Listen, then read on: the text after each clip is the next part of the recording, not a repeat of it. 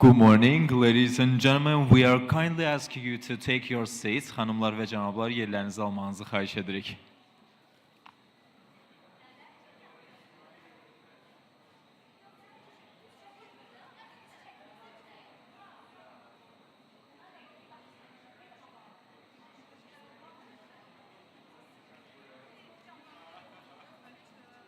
Hadi ben oy. Bir.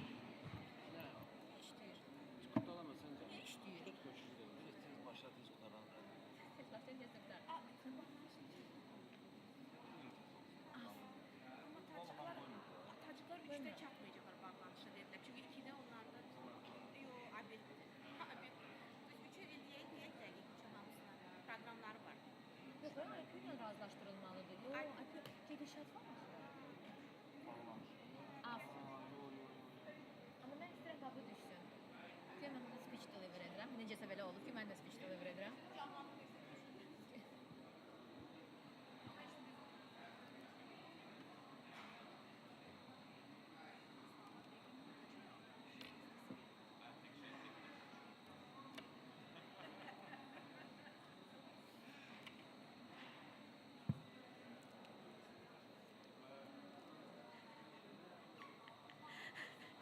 O düşür ya.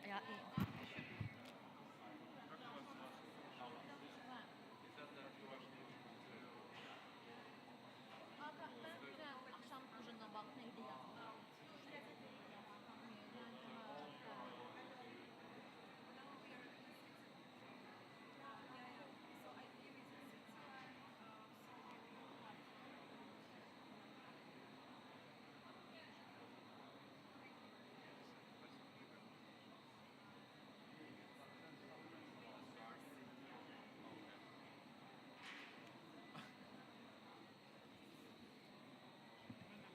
I'm sorry. Ladies and gentlemen, honorable guests, dear participants, today is the second day of the parliamentary meeting of the occasion of the 29th United Nations Climate Change Conference held in Baku, the capital of Azerbaijan. And you will get acquainted with the recap of the first day to the end. I inviting Ms. Alexandra Blagayevich, Program Manager of the Inter-Parliamentary Union. Ms. Blagayevich, the floor is yours. Thank you very much. Esteemed parliamentarians, distinguished delegates, and honored guests, on the behalf of the IPU Secretariat, it is a privilege to welcome you back to day 2 of our parliamentary meeting at COP29. I would like to begin by reiterating our gratitude to our host, the Milli Majlis of the Republic of Azerbaijan, for their hospitality and their invaluable support in organizing this gathering. Yesterday, parliaments from around the world came together, unified by a shared commitment to addressing the profound challenges posed by climate change. The rich discussions covered several very important topics and provided us with a vivid reminder of what is at stake.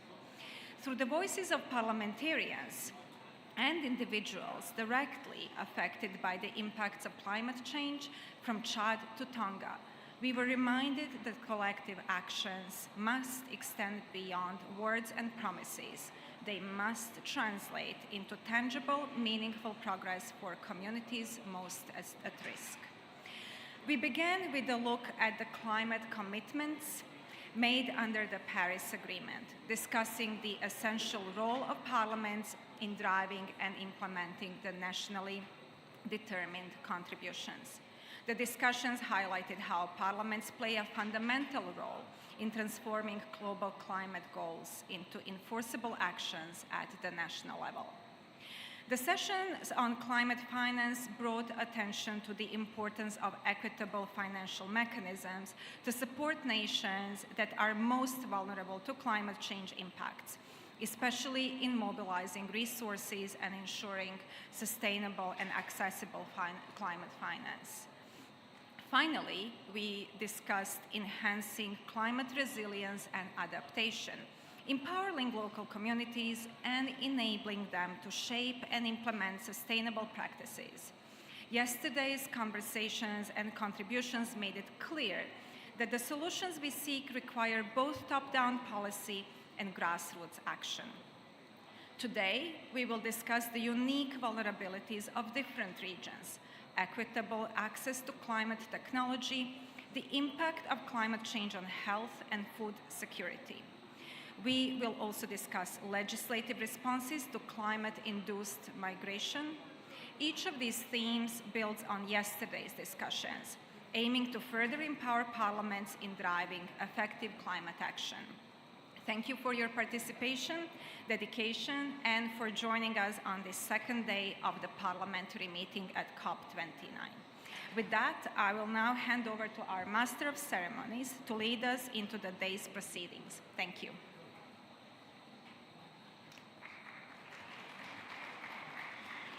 Thank you, Ms. Blagojevich. And now we are continuing and we begin our session 6 dedicated to efforts of safeguard health and food security in the face of the changing climate. And moderator of the session is Mr. Chris Lowe, member of the Parliament of the United Kingdom. May I invite moderator and the panelists on stage, please? And I'm wishing success and moderating the session.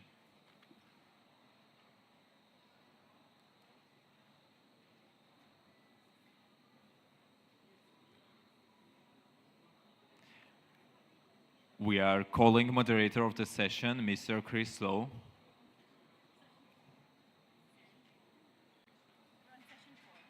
I'm really sorry. That's okay. It's Okay. I'm really sorry. So we are continuing with the session 4 is dedicated to addressing climate vulnerability, promoting a comprehensive and equitable approach to climate action. Moderator of the session is Ms. Jacqueline Amongjin, member of the Parliament, East African Legislative Assembly. May I invite the moderator and the panelists to the stage?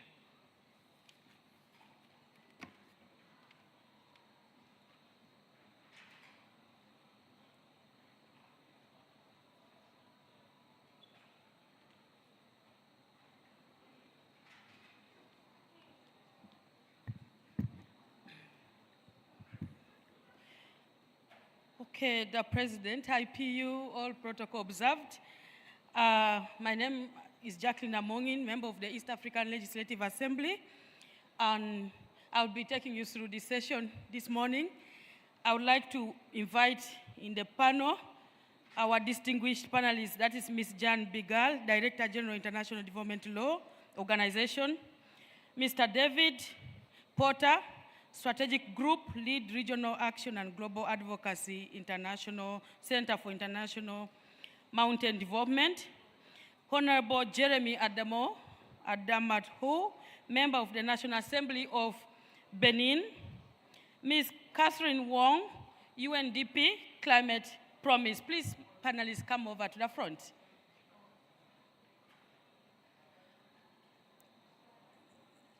Okay, so good morning.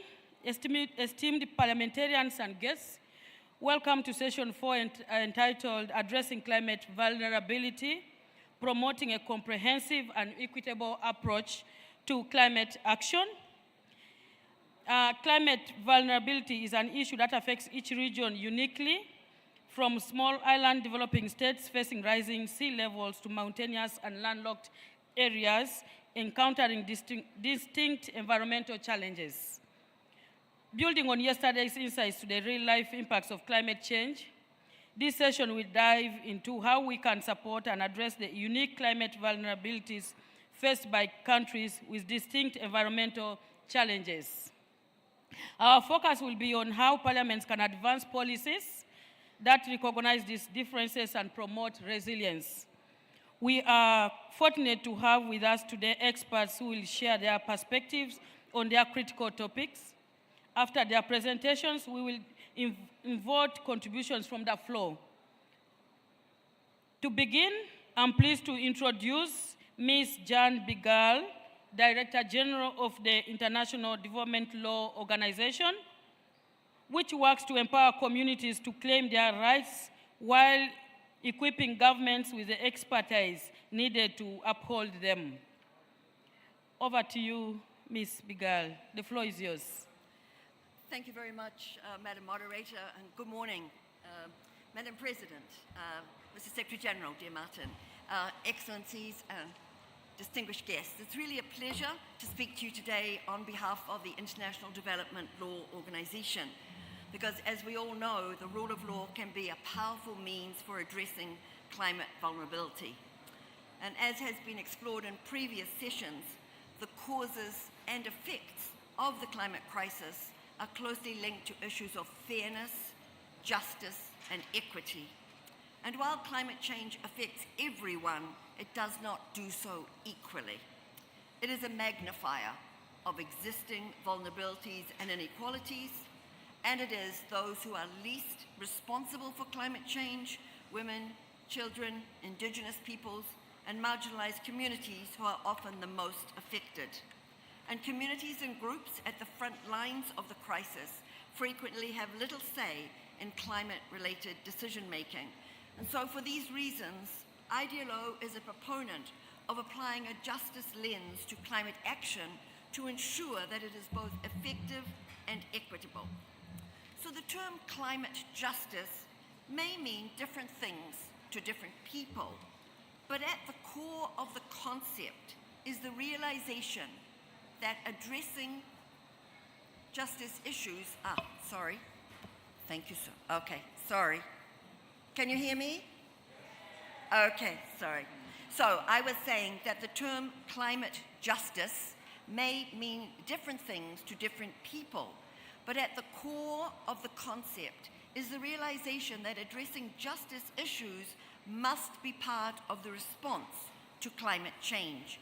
And IDLO's approach to climate justice seeks to advance transformative climate action by investing in people-centered laws and institutions to enable ambitious climate action while equitably distributing costs and benefits, by addressing pre-existing vulnerabilities and inequalities and prioritizing the most climate vulnerable communities, by ensuring fair and inclusive climate decision-making, and by building justice systems that can fairly resolve climate-related disputes. The Intergovernmental Panel on Climate Change has found that prioritizing justice, equity, and inclusive governance in climate action leads to more effective and sustainable outcomes. But climate justice is not just about fairness. It's also about ensuring that societies thrive and remain resilient in the face of unprecedented climate challenges. Ignoring inequalities risks deeper societal divisions, which can erode social cohesion, economic growth, and political stability.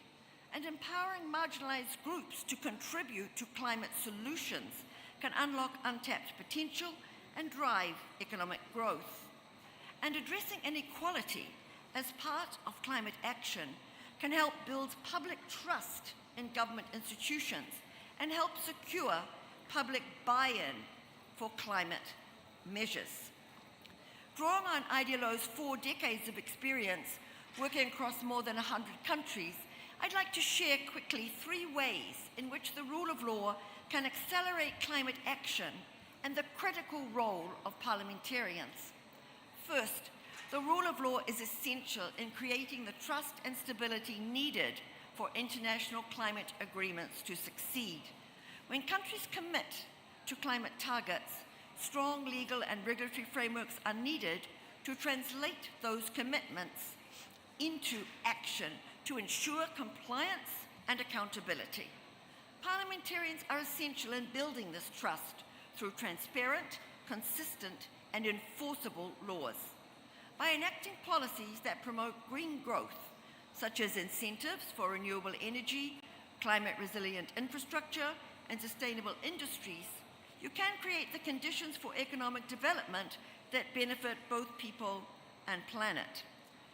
Clear and enforceable laws give businesses the confidence to invest in green technologies and innovation, driving progress towards a low-carbon future. And when commitments are honored and there is accountability for climate action, it then builds the trust needed for deeper collaboration.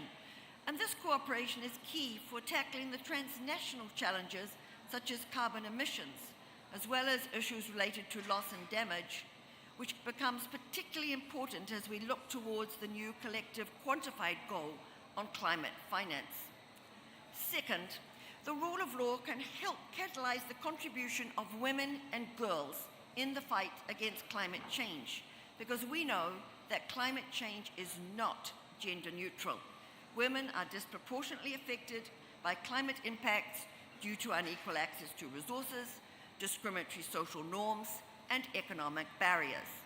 But at the same time, women are powerful agents of change. Across the world, women are key players in food production and food land management. Of course, they often face systemic barriers to accessing land, credit, and climate resilient technologies. And by removing these barriers and supporting women farmers with secure land rights, training, and resources, parliamentarians can help to boost agricultural productivity, enhance food security, and strengthen community resilience. Research consistently shows that when women are involved in decision-making, climate policies and programs are more effective and sustainable. But women still remain underrepresented in climate and environmental decision-making at all levels, nationally and internationally. This week in Baku, of the 78 heads of state and government who were in the leaders' photograph, only 8 were women. So we do have far to go. IDLO works to raise awareness of the importance of eliminating discriminatory laws and policies. So for example, we recently collaborated with the Philippines to conduct a comprehensive legal assessment of the gender responsiveness of over 50 domestic laws and regulations with a climate or environmental dimension and make specific recommendations for action. So parliaments can ensure that women and girls are full partners in climate action by enacting gender-responsive climate legislation, ensuring women's equal participation in leadership roles, and supporting initiatives that expand access of women and girls to education, technology, and economic opportunities. Third, and finally, the rule of law can empower people and communities to contribute to transformative climate action. Participatory governance gives people a voice in decisions related to climate action, ensuring that they are responsive to local needs and therefore more sustainable. IDLO promotes inclusive decision-making, particularly at the community level. For example, last year, we supported Kilifi County in Kenya to develop climate change legislation and policies to strengthen that county's climate resilience, integrate climate action across development sectors, and ensure that marginalized groups have a voice in decision-making. This involved a participatory climate risk assessment with diverse stakeholders and the development of adaptation strategies. Parliaments can enact laws that preserve civic space and protect the rights of Indigenous peoples, women, migrants, and other vulnerable groups. And this, of course, includes recognizing land rights, providing legal recourse, and ensuring access to justice for those affected by climate change. And we have found it is also crucial to engage with customary and informal justice systems, which govern land use and serve as the primary means of resolving climate-related disputes in many communities. So, for example, we are supporting the establishment of mobile alternative dispute resolution centers in Somalia and Somaliland that provide free, locally legitimate mechanisms for solving disputes, ensuring that culturally sensitive justice services are available, which are also aligned with international standards, and they have been able to address many climate-related disputes effectively. So these are just some examples of how a rule of law approach can accelerate climate action, and climate justice starts with parliamentarians. In summary, by enacting laws and policies that enable climate action, promote inclusive governance, and protect the rights of vulnerable populations, you can transform lives and accelerate progress towards a more peaceful, prosperous, and sustainable future. IDLO looks forward to working with all of you in this effort, and I look forward to our discussion this morning. Thank you very much.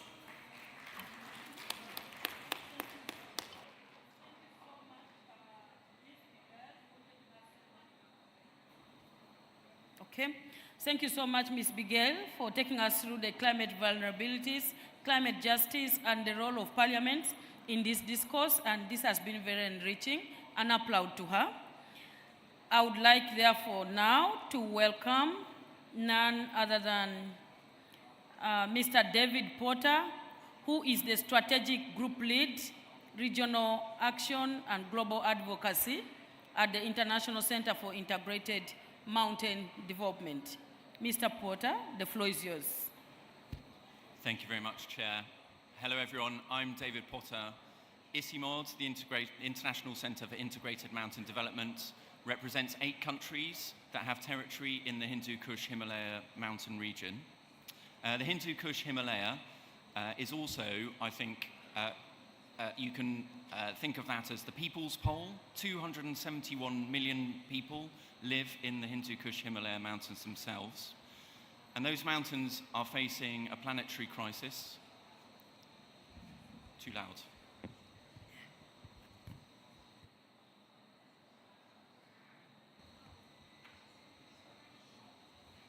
It's closer. Okay. I must be sitting near the speakers. It sounds loud to me. Is that better? Yes. Okay, good. People can hear me now. That's an improvement. I was saying the Hindu Kush Himalaya is an area that's being impacted more rapidly and more significantly by climate change, by the effects of climate change, than the rest of the world. And that's because warming resulting from climate change is elevation dependent. So at higher altitudes, temperatures are increasing faster. And across the Hindu Kush Himalaya, those temperatures are increasing twice as fast as the average around the globe. That's having massive impacts in the region. Glaciers, which provide drinking water to over 2 billion people, are melting, and that's resulting in water scarcity across the region. At the same time, there's an increased rate of floods and landslides causing damage and impacts across the region. But it's not just climate change that's the risk in the mountains. There are also mountain-specific factors that mean that people living in the mountains are marginalized and vulnerable. For example, on average, there is a lower agricultural output in mountain regions. Often markets are further distant, so it takes people longer to take produce to market and sell them. And also, there are complex issues of gender dynamics, which mean that men and women are not given equal roles in the mountains. And if you look at the development indicators for mountain areas, specifically within countries, those are lower than across the average for the countries of the Hindu Kush Himalaya. The additional problem is that people living in these areas have a lower adaptive capacity, so they have a more limited ability to respond to these impacts, both the impacts of living in mountain regions and the impacts of climate change themselves. So they've got less of a margin of safety. And this problem is getting so dire in some parts of the Himalayas that villages are becoming uninhabitable. And that's because landslides and floods are literally destroying people's homes, and people are losing their lives. And they're thinking these places are too dangerous to live. But also there are slower acting impacts. I mentioned water scarcity. Water supplies are becoming scarcer, and people aren't able to get drinking water, particularly in the summer months. And the result of this is, I've seen this in areas like Mustang, in Nepal, Uttarakhand, in India. Whole villages of people are now leaving the mountain regions, and they're moving out of the mountains to the lowlands. And this is a real problem. The first reason why this is a real problem is that by losing these mountain communities, we're also losing mountain culture. These communities have their own specific cultures that have grown up over centuries, and these are being destroyed as the people are moving out of the regions. And that's having an impact on the youth of these regions, who are also forgetting the ways of their fathers and their mothers.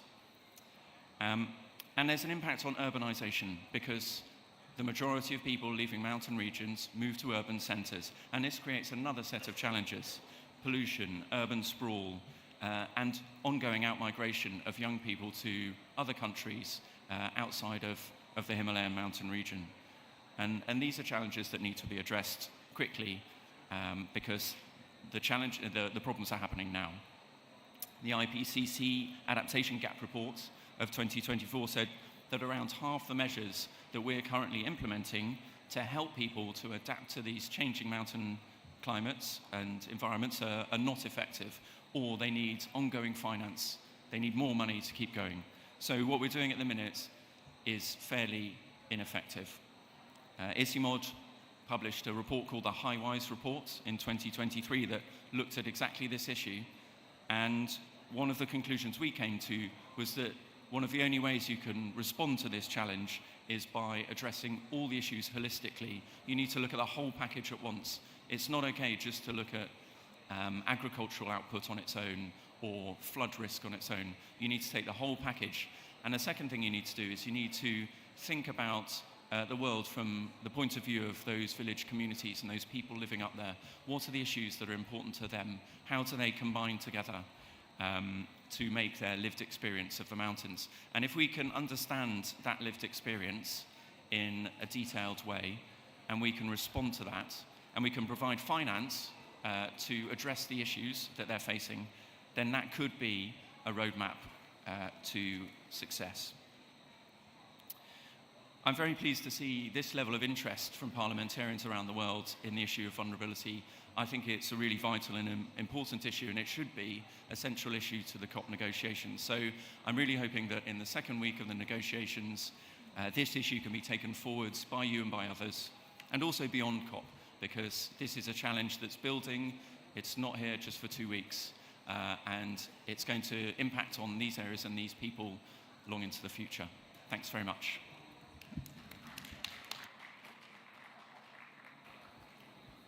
Thank you so much, Mr. Porter, for your perspective on such an important topic. I'm now pleased to introduce Ms. Honorable Jeremy Adamahu, member of the National Assembly of Benin, to share important parliamentary insights into this topic. Over to you, Honorable. Bonjour à tous. Good morning, everyone. I am Jeremy Adumau. I am a member of the National Assembly in Benin. I coordinate the unit on sustainable development and water. I am here with my delegation. I have my colleague here who's standing up so you can see him. We are happy to be invited to this COP29, and we are also honored to be part of this high-level panel. As you know, since 2018, Benin has been recognized as one of the most vulnerable countries in the world when it comes to climate change. In fact, it is in the list of vulnerable countries, it is at number 55. In this context, it is very important to put in place public policies which are efficient and clear in order to be able to face this phenomenon. We need to develop legislation. This is how the framework and legislation in Benin is very rich and includes all different aspects of how human activities can aggravate climate change. The efforts of Benin show the political will in order to face this phenomenon, despite the fact that financial resources are not as high as our ambitions. Benin is part of different international conventions. So we have the protocol, Kyoto Protocol, Paris Agreement, etc.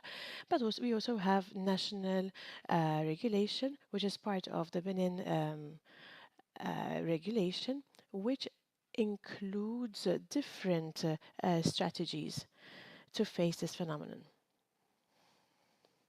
We have a legislation on climate change, which includes the basis of our legislation in order to have all the strategies in place to face this phenomenon.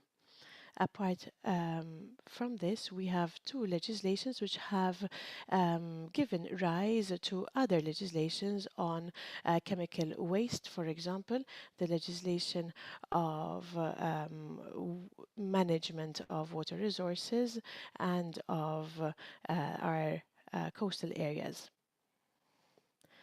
So the country is really trying its best to counter climate change. But it is not enough to stop at the level of legislations. Through these legislations, we need to set up programs and projects which would allow us to reach the objectives we have. So this is how we can discuss different examples in the country. So, for example, the disruption of the agricultural calendar. Then we also have issues with floods and drought. And also greenhouse gases effect. On the economic level, we have seen an increase in public spending in order to face climate change. Once we have the legislative issues in place and once international conventions have been ratified, in order to counter this phenomenon, we now need to translate this in public policies. Every year, we have been having a discussion on budgetary resources in order to understand how the government can do more in order to face climate change. Benin has adopted since the past 3 years now what we what we mention as a budget which is sensitive to climate change. We have put the priority on two sectors, or different sectors rather, water, energy, agriculture, urban sprawl and tourism. So all these sectors have been discussed within Parliament during the budgetary discussions, and budgets have been allocated following also the national laws and international agreements we have adopted. So we have fiscal measures which have been taken into consideration. We have exoneration on agricultural products, for example, for farmers. When it comes to urban management, we have also policies on new cars in order to reduce pollution. So the newer the car, let's say, the less you pay. So it's an incentive for someone to buy a new car, and they'll be paying fewer taxes in order to continue reducing pollution. So these are the measures we have taken into consideration. On agriculture, we also have the Benin organization in order to use scientific research to reproduce hybrid seeds in order to increase crops and also the resilience of crops to climate change, which would allow us to counter and to ensure food security and ensure food sovereignty. So these are the different elements and efforts Benin has been putting in place to face climate change. So different measures and budgetary measures as well. But you need to know that the means Benin has are limited. We are doing our utmost, and we need to make sure that the big polluters contribute in order to allow Benin to have more funds to have a more efficient fight in the face of this phenomenon. Thank you.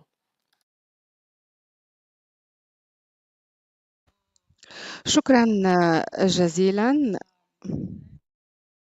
Insights on what Benin is doing, the different legislative frameworks that the Parliament of Benin has put in place, and what we need to pick from the specific examples that you've given related to Benin. An applause to Honorable Jeremy.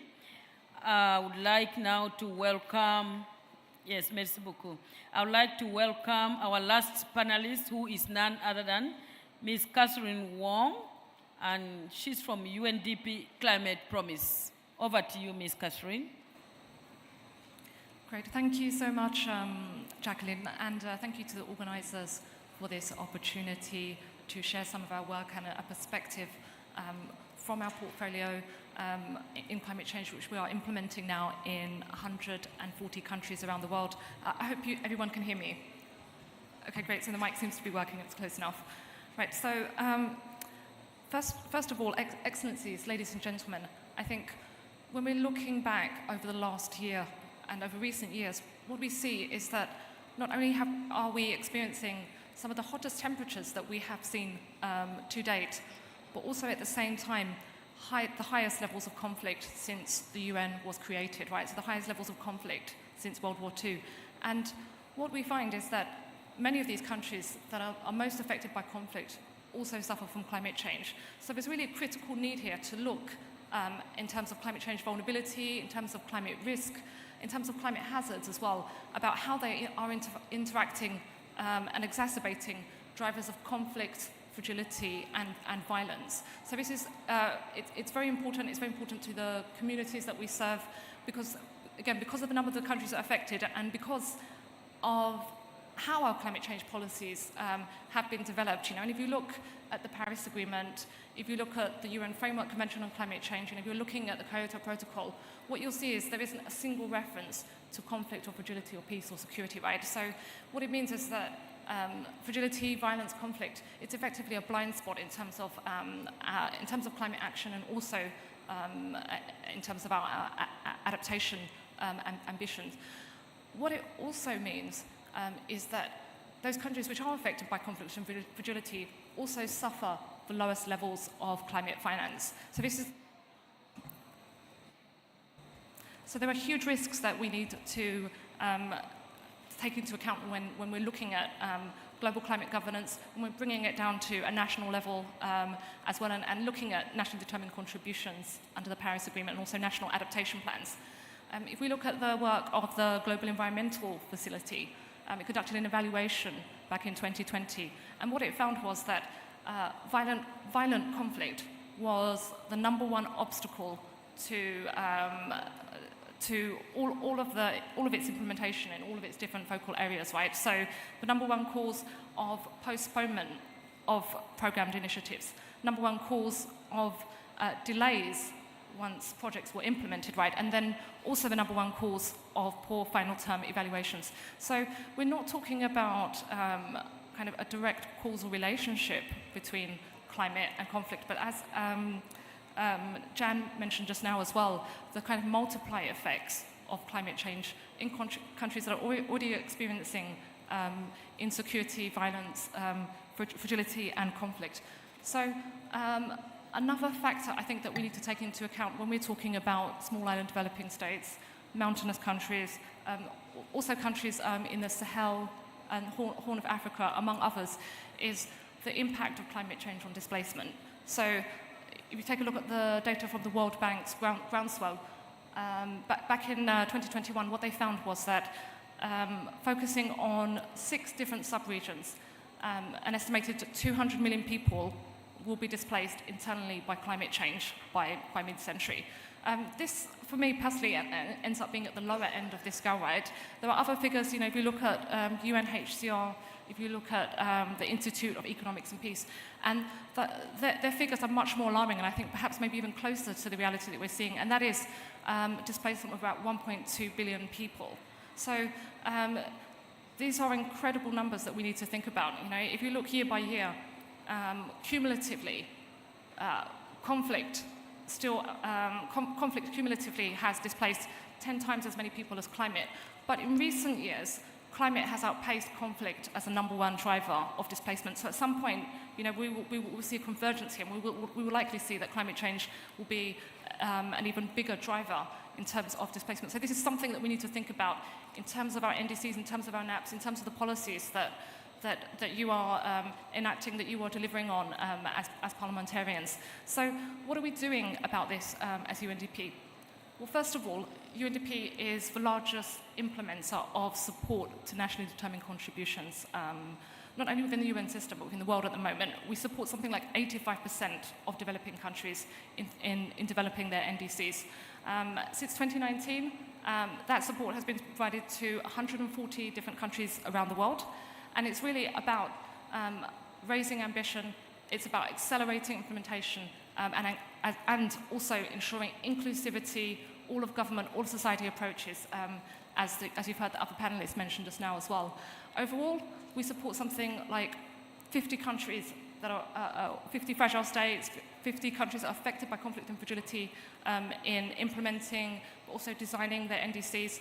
There's a critical component here that we also need to think about in terms of making sure that NDCs, that NAPs, that our climate plans and strategies are implementable, that they're investable, that make sense, and they also connect and speak to our national development plans. So the policy and legislation aspects of this we cannot underestimate.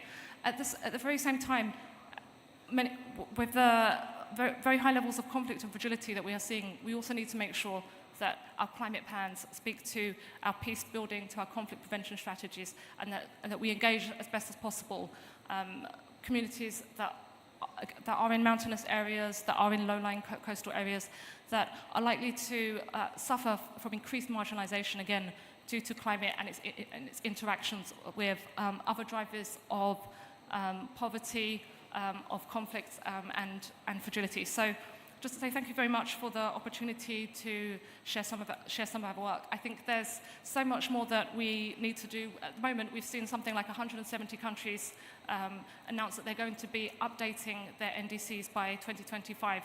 We're just a year away from the third generation of NDCs, and there are so many opportunities, again, to make sure that these climate policies can work better for developing countries and for those countries most affected by conflict and fragility. Thank you so much. Thank you so much, Catherine Wong, for those remarks and also putting in place raising issues on the nexus between peace, conflict, and climate change. And yeah, would like to applaud you in a special way. I now would like to applaud all our panelists before we go to the floor. And honorable members and distinguished guests, we have many people who would like to take the floor, but I would like to encourage that we do less than 2 minutes. If you go beyond 2 minutes, we are going to cut you short, right? Agreed, the ayes have it. So please restrict your experiences to less than 2 minutes and let us know of what you're doing in your different member states. Thank you so much. I would therefore like to take the floor to invite none other than Ms. Jae Park from the Republic of Korea. Jae Park, please speak from there. Do not come this side. That's why I've decided to stand. We would like to see you speak from that side. Thank you.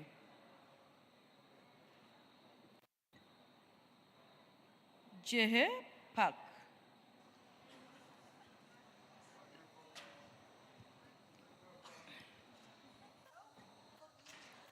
The microphone is moving around. Please restrict your contribution to less than 2 minutes. Yeah. Yes. Thank you. Thank you for giving me a chance. Honorable Chair, dear colleagues, my name is Jae Park. I'm a member of National Assembly of the Republic of Korea. I used to work as a climate lawyer representing youth and citizens demanding changes.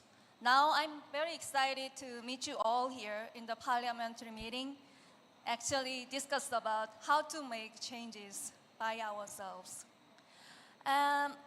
In relation to the topic of this session, I would like to add a little bit of a new dimension for discussion. I would like to talk about respecting rights of youth and future generations during the lawmaking process. The National Assembly of Republic of Korea, we enacted the Framework Act on Climate Change early in 2010. In 2012, we adopted legislation to establish a nationwide emissions trading scheme. But still, we have not succeeded in cutting down emissions. In 2021, the government strengthened the 2030 target, and also the National Assembly enacted a new Framework Act to provide a robust foundation for implementation. According to this law, last year, the government set annual sector targets up to 2030, and we established the Climate Crisis Response Fund and introduced a new budgeting scheme to measure how we invest in carbon reductions. But still, it is lacking to meet the national target, and in response to the youth litigation in August, the Constitutional Court of Korea, they found that the current Framework Act is unconstitutional because it lacks reduction targets beyond 2030 up to 2050.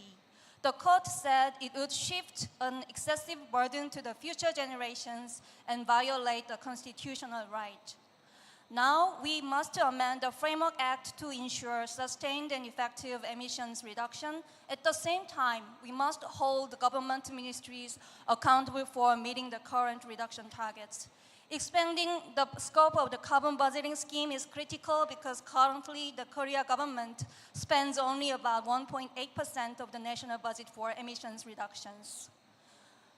Honorable delegates, youth voices can be easily neglected simply because their political rights are often restricted. We have an obligation to provide better answers to them when designing a climate policy and give them a chance to take part in policy-making process. Increasing our ambition for short-term targets and policy measures, not to shift the burden to the future, should be the top priority when submitting 2035 NDC next year. I look forward to hearing your valuable insights and perspectives and assure that the Korean National Assembly remains committed to respecting the rights of future generations and advancing climate legislation. Thank you.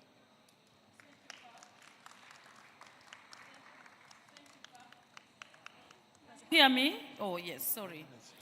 Thank you, Park. I would like to restrict us to less than 2 minutes. Otherwise, it will be very hard for us. If you want to read the whole statement, it's going to be very hard. Be specific. Thank you so much for your kind attention.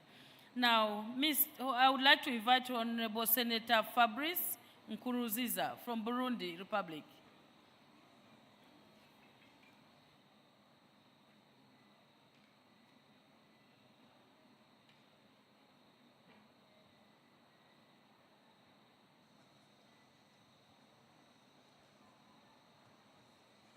Merci de m'accorder la parole.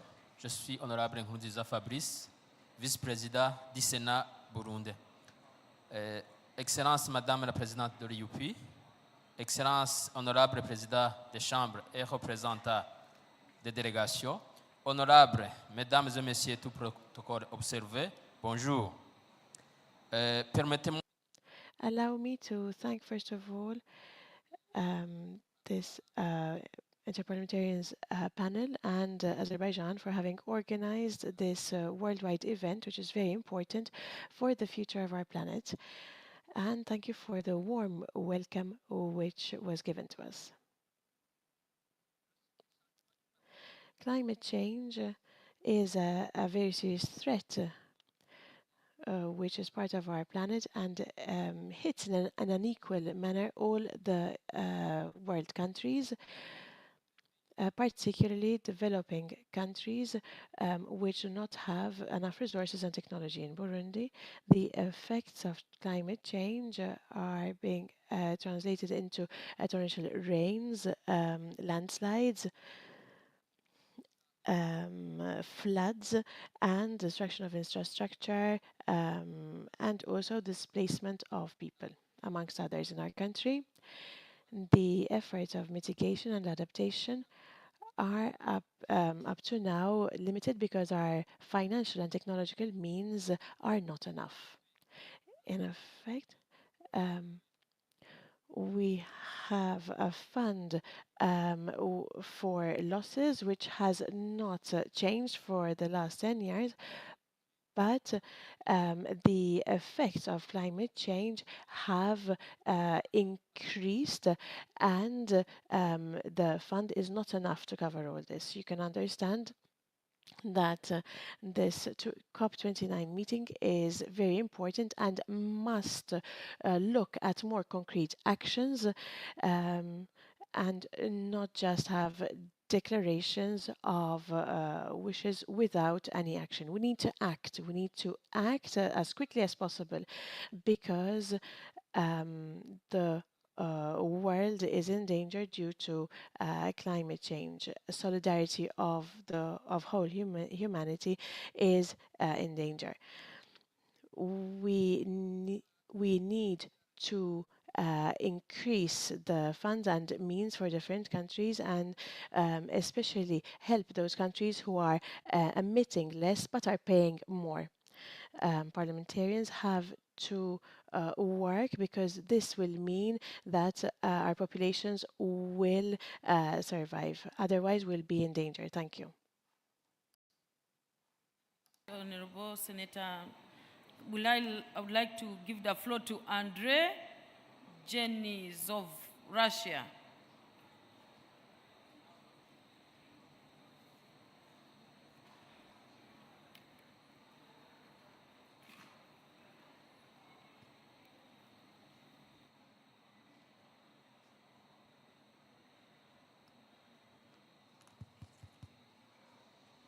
Dear colleagues, dear Chair, I'm Andrei Denisov from the Foreign Affairs Committee, Senate, Russian Federation. Please adjust your earphones, I'll speak Russian.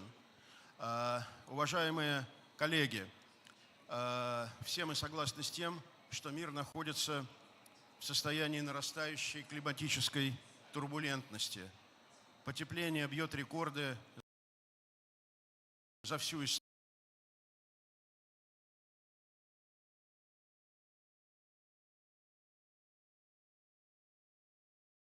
Changes and slowing of ocean currents. All states of the world need to monitor climate change on their territories and have working plans for adaptation to them.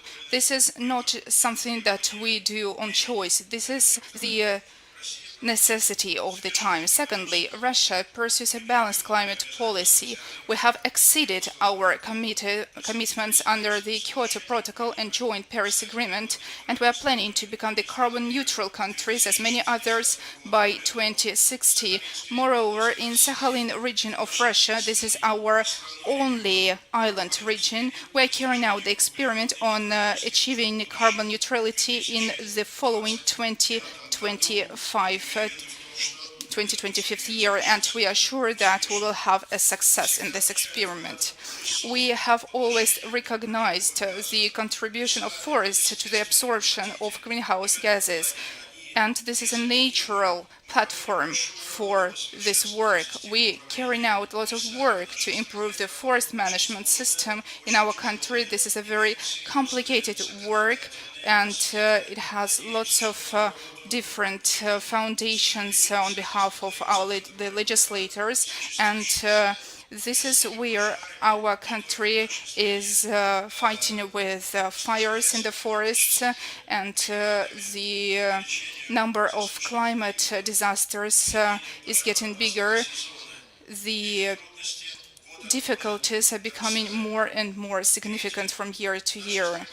And thirdly, in our country, we have created a special system of climate monitoring, including the monitoring of permafrost, of the Russian seas, of the subpolar part of the Atlantic Ocean and northwestern part of the Pacific Ocean. We also created a network of monitoring of carbon absorptions by forest and other terrestrial ecosystems. We have launched the market of carbon units, and recently we have created the very first market for such international transactions. And fourthly, the government of Russia has approved a national climate change adaptation plan. Local and sectoral adaptation plans also take place in the regions of Russia. We also create insurance and reinsurance mechanisms for disaster risks. This is where we have lots of experience and we are ready to share it. My country, that's the fifth point of my discussion.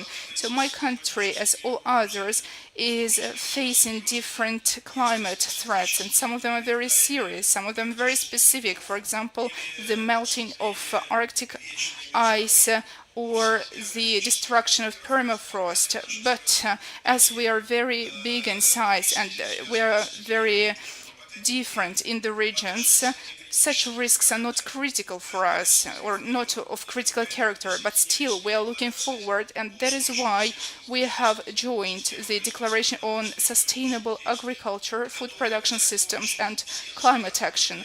We are ready to provide assistance to all countries in need of food. But as you know, we are subject of politically motivated restrictions on grain and fertilizer suppliers. This is something that we cannot work with. And the Kazan Declaration of the BRICS Summit in Russia in October called for the creation of a fair system of trade in agricultural products. And I would like to urge you once again. Moreover, an initiative to launch the BRICS Green Exchange has been put forward. We are getting ready for it. The sixth point is the following one. Today, the world needs energy resources that can help reduce harmful reductions. And everybody shares this point of view. We are for green energy, but still, for now, it cannot be called sustainable. The overnight transition to green energy is impossible. So we think that the efficient instrument to get out of the situation is to use nuclear energy, atomic energy. I know that not all of you agree with this, but still, as philosophers say, the practice is the criteria of the truth. And the seventh point, Russia, together with its BRICS partners, advocates for fair climate finance for developing countries. And we support the suggestions that were voiced out here at the conference. We are also for combating climate change, and we think that there should be no unilateral measures taken against these countries. And we are also for the transmission of knowledge to these countries. Thank you very much.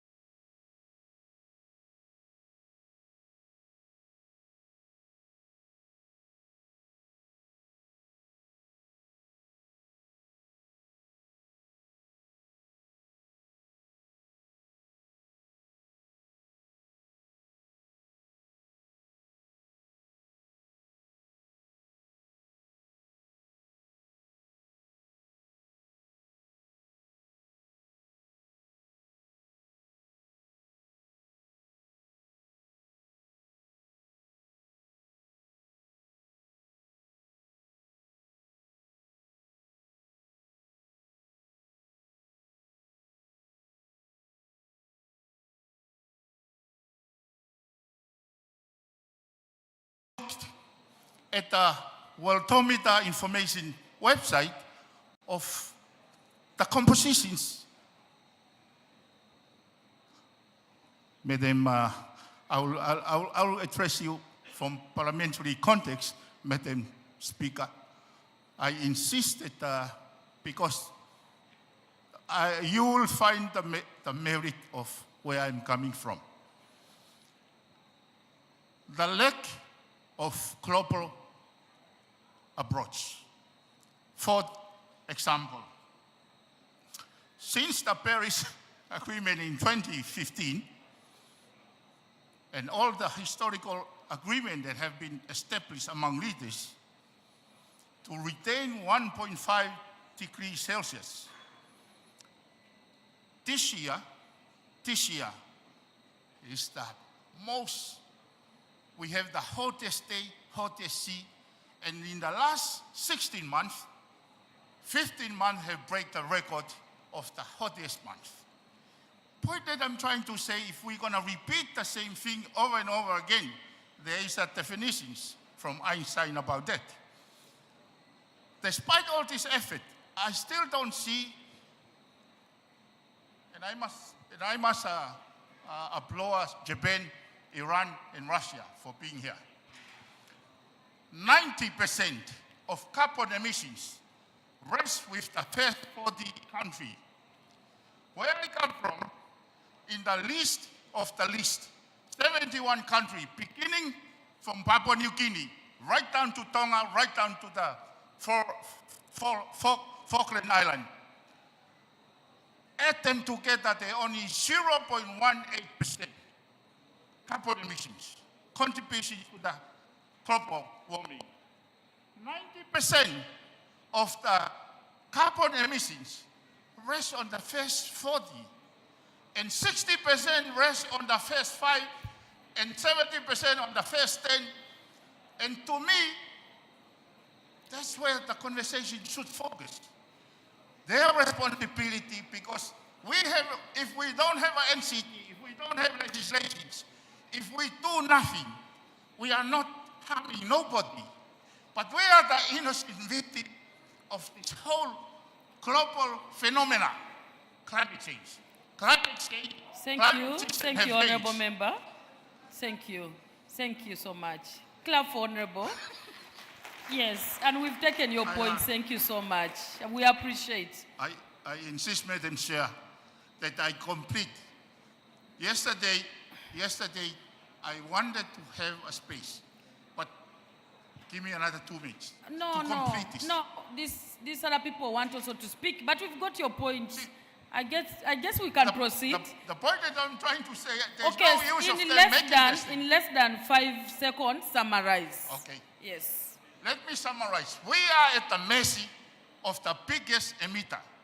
We are at the mercy of this platform, IPU, UNCC, or COP29. We are at their mercy.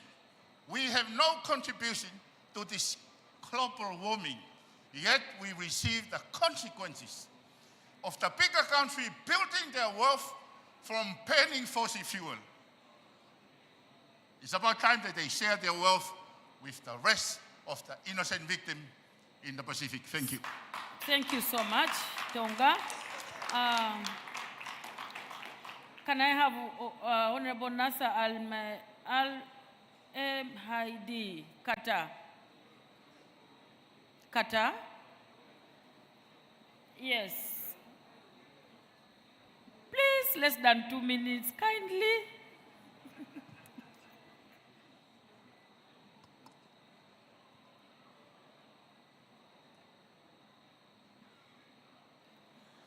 السيدات والسادة، السلام عليكم ورحمة الله وبركاته. يشرفني المشاركة في هذه الجلسة الهامة التي تناقش تأثير تغير المناخ على الدول وكيفية تعزيز ونهج شامل ومنصف للتصدي لهذه التحديات. إن تأثير تغيرات المناخ يختلف من دولة لأخرى ويتطلب استجابة متكاملة. وخصوصا للدول الأكثر عرضة لهذه التأثيرات مثل الدول الجزرية الصغيرة والدول الجبلية وغير الساحلية. إن الاستراتيجيات الوطنية لدولة قطر تسعى دائما قطر إلى تقليل انبعاثات الغازات الدفيئة من خلال الاستراتيجية الوطنية للتغير المناخي 2021 إلى 2030 التي ترتكز على تعزيز الطاقة المتجددة ورفع كفاءة استخدام الطاقة وزيادة الاعتماد على الطاقة الشمسية وطاقة الرياح. وعلى سبيل المثال تم إطلاق مشروع محطة الضعاين للطاقة الشمسية والذي يعد أحد المشاريع الأكبر في المنطقة ويهدف إلى إنتاج 500 ميجا واط من الكهرباء من الطاقة gigawatts of electricity depending on solar power in 2025. These initiatives are considered one of the strategies to transform the Emirati economy to the better. And in the international realm of cooperation, Qatar cannot work alone in this realm. So that's why we give importance and significance to international cooperation by taking part of the United Nations conferences for climate change, like hosting COP28 in 2012 in the country of Qatar, and also the support of the Green Fund for the adaptation projects enablement in third world countries. For instance, the Qatar is contributing in the energy and renewable energy resources projects in the African countries, where it is launching remote area projects, solar power projects, where there are the most vulnerable in this regard. And tackling this problem, it requires a transparent and a holistic approach where we enable and guarantee just solutions for everyone, especially the most vulnerable and then the most impacted, despite its responsibility, the minimal responsibility it has on the climate change, and also achieving the justice, the climate justice, and believes that those challenges cannot be resolved except with the collaboration and the international collaboration. And thank you for the chance you've given me. That is the spirit, so that we can all speak. So can I have Honorable Somaye Rafi from Iran? Iran?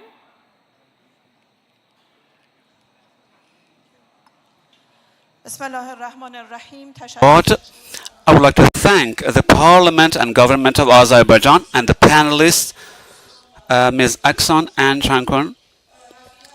My name is Rafi'i, an ecologist from the Islamic Republic of Iran, from the vast country of Iran, that out of 11 different climates in the world, 9 of which is included in our country.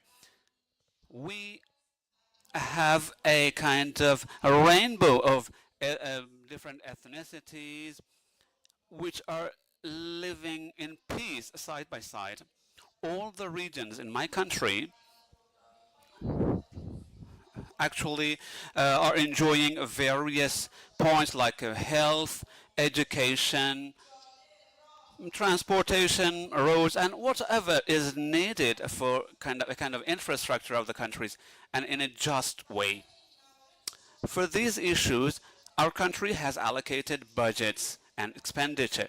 So it is clear that in order to maintain justice, we need financial mechanisms.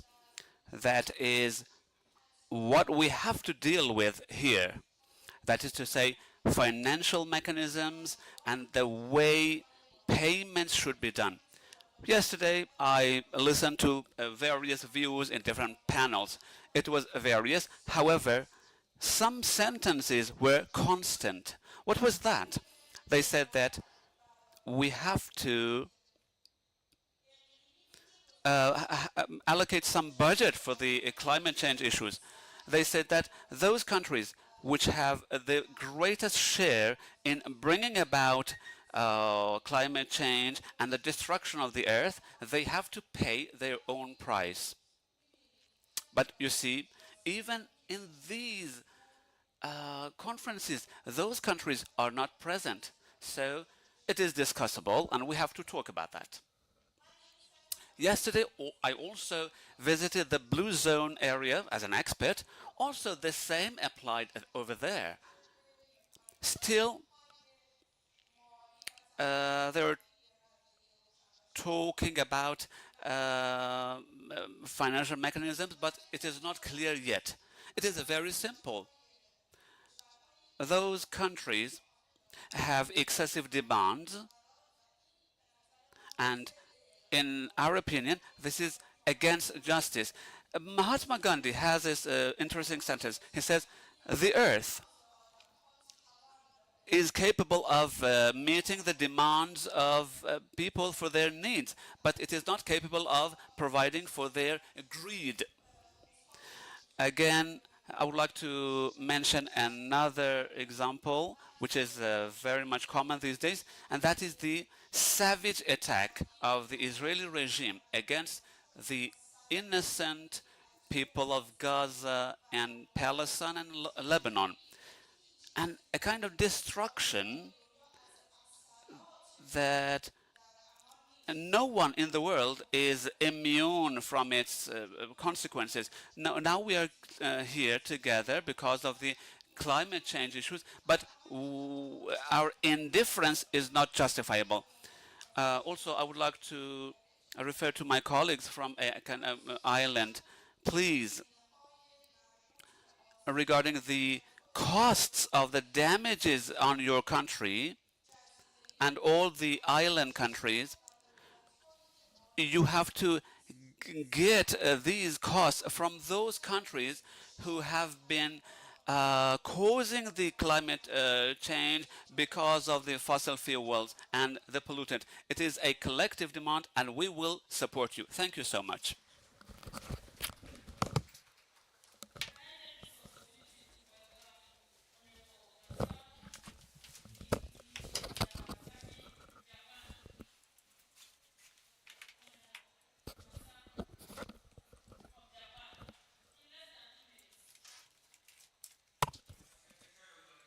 Thank you very much for this opportunity. My name is Masaru Miyazaki from the Japanese Diet. The world is facing three global crises: climate change, loss of biodiversity, and pollution, which threaten the achievement of the Sustainable Development Goals. These three crises need to be addressed in an integrated manner through synergistic approaches in all aspects of sustainable development. In 2022, the Cumen-Montreal Biodiversity Framework, based on the Convention on Biological Diversity, was adopted, and Nature Positive was set as the 2030 mission. In order to achieve this mission, 30 by 30 and other targets have been established. In Japan, secondary nature environment such as Satoyama and urban green spaces have been deteriorating in recent years due to lack of manpower support and funds required for their maintenance and management. In addition to these issues, conservation of natural marine environment is also important for achieving 30 by 30 goal.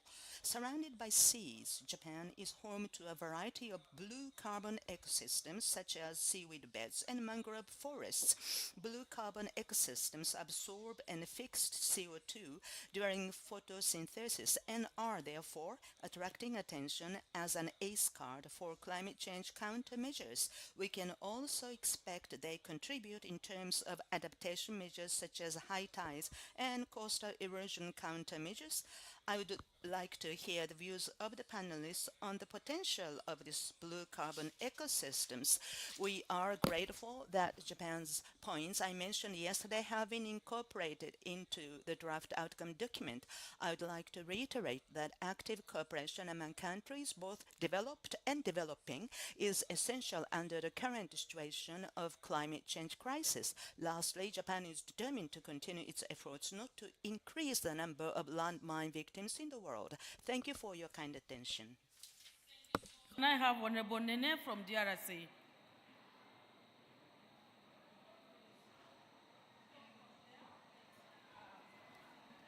Chair, please. We are encouraging everyone to speak from this Please, side. I want to stay here, please. Okay, in because less I than have- 2 minutes. Yeah, thank 2 you. minutes, please. Merci beaucoup. Je prends la parole ici au nom de la République. Thank you very much. I'm taking the floor in the name of the Republic of Congo, my country, as well as within the context of African parliamentarians of Africa in the matter of climate change. I fully endorse the positions of Africa, according to which deputies have committed themselves to reduce, on one hand, the dependence on fossil fuels, and on the other hand support all other efforts in Africa. As other countries in this continent, Africa that is, we have committed ourselves, we have been revising, reforming and amending the laws within the context of the RED Plus. We have been one of the most fundamental pillars in this effort, but we have come to realize, just as other deputies, that this year for Africa has been a very critical one. We have been experiencing catastrophes, damages, floods, and other disasters. In my province, Deguajer, we have been flooded, and on the other hand, although we had one of the most important forests in the country, we had to go long distances to get water. This is why I'm calling upon all of us here, all of us, the legislators, those promoters of law. We need to have development, and we need, just as we've always said, we are in a position to do the best. Africa can help the humanity, and all other deputies, we, you, everyone are responsible. We also need to push on each one in his own country, on her own country, to mobilize funds. Promises and promises. There are funds, and we need to use those funds to promote our projects.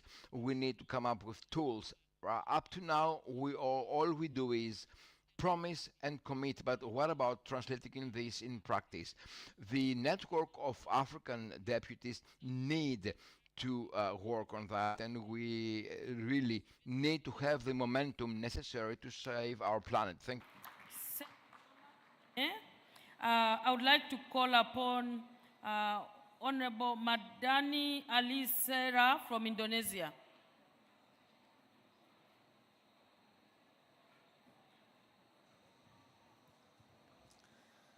Bismillahirrahmanirrahim. Assalamualaikum warahmatullahi wabarakatuh. Honorable chairs, distinguished speakers, delegates, and colleagues, all the parliamentarians. First of all, I would like to say that our support and our heart with our Tonga parliamentarians and people, and every people in the world who are suffering with our climate change. But no matter how fragile our cooperation, we should move forward, and then we have so many opportunities here. Allow me to highlight some data in Indonesia that show how the climate change affect our society. We have 27.5 farmers, which are really having a serious 27.5 million farmers. We have suffering because La Nina and El Nino. We have 2.5 fishermen. We have that really suffer because the meteorological disasters are coming up. We have 43.5 million workers. 49% of them is women. That having a huge impact because the price of the rice, the price of the egg is coming up, and it's contribute to what we call it domestic abuse, and some is the percentage rising up on the divorce. Because of that, we really as parliamentarians working hard to adopt sufficient national budget, and our government work hard about this. Collaboration across all sectors, civil society, media, think tank, academics, institutions, and private sectors. But in this forum, we would like to highlight that if we could make a vulnerability map that's essential to direct attention to our geographic, since this one is not a local phenomena, it would be good for us to provide the map that can help us to prevent the disasters. Thank you very much. Thank you so much. Can I have Honorable Celestine from Madagascar? Honorable Celestine is not around. Madagascar, in less than 2 minutes. Merci, Madame la modératrice, de m'avoir donné la parole.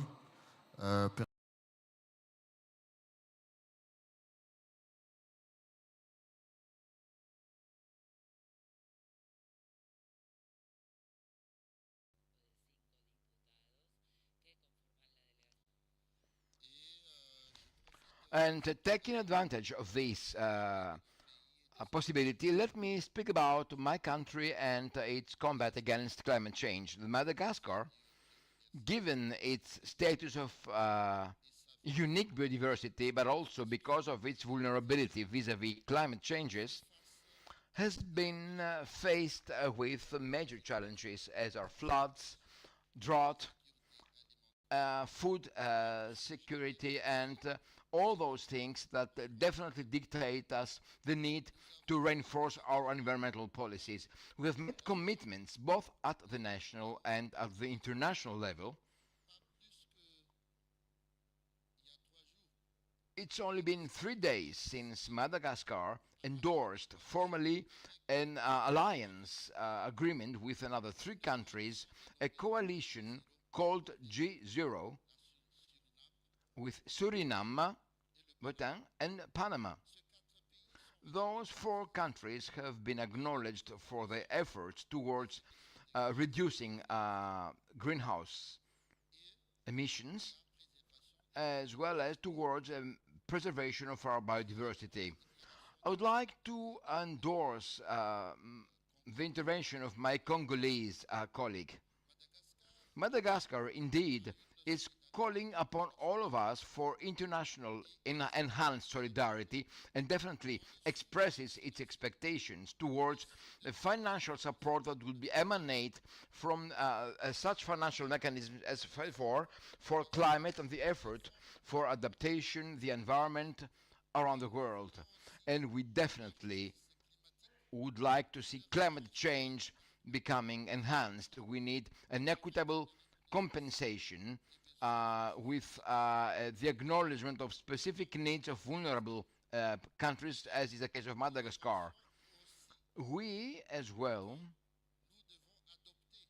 know that we need to be looking for a practical solution in order to facilitate the deblocking of funds promised already every year during the COP.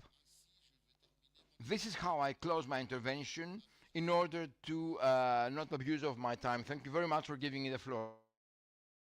Madagascar, can I have Honorable Monica Batos from Hungary? Okay. In less than a minute, we have to conclude this session soon. Thank you for the floor. Some MPs, my fellow representatives, mentioned that his or her country affected by the negative impacts of climate change, and unfortunately my country, Hungary, as a relatively small landlocked country, is in the same situation, and we have to find solutions from the challenges. I would like to share with you 2 small good practices what we found. One is related to the knowledge, and the other is related to the help of vulnerable sectors. I'm an engineer of nature conservation and rural development, but I face every day with the limits of my knowledge, and to solve the problems what we face with, we have to educate ourselves every day. MPs and everybody educate ourselves and share the examples and the data and experiences. And the Hungarian government at the beginning of 2020 adopted a report on the scientific assessment of the possible effects of climate change on the Carpathian Basin. And this is a purpose to enable the government to make the decision necessary due to climate change based on scientific information. On the one hand, the report includes the results of the climate models predicted for the Carpathian basins, and on the other hand, the vulnerability of certain sectors, and contains necessary steps to answer these challenges. The other small good practice was in the hand of the National Assembly.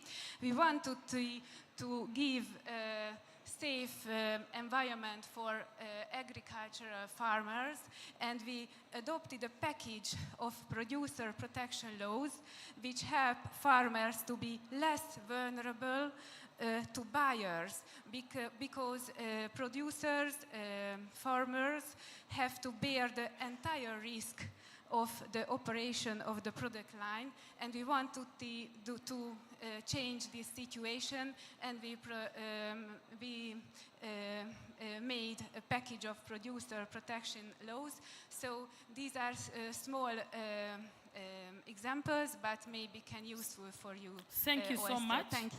Thank you so much. Can I have our last speaker, who is going to be Honorable Ramid Namazov from Azerbaijan. Thank you. I'm here.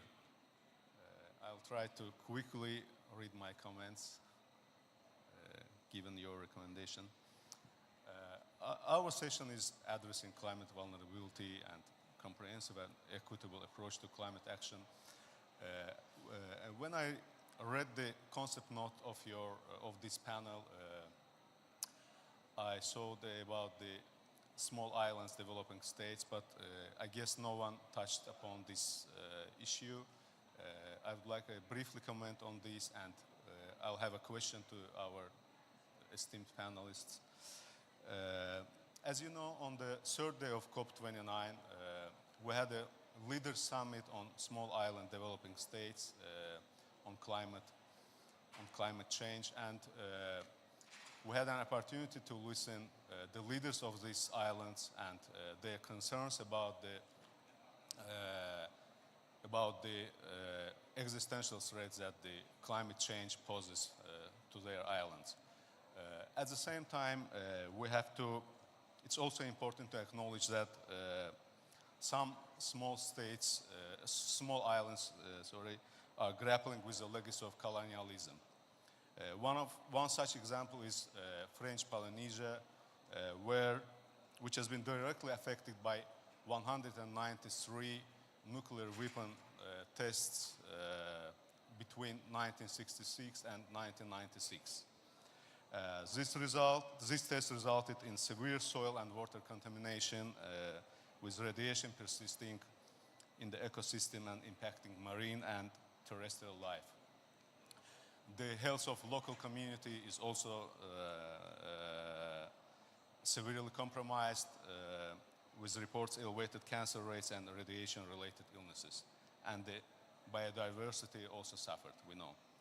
So, and we are aware that the fact the colonization process in similar territories has stalled, leaving them without the necessary sovereignty to implement sustainable climate strategies.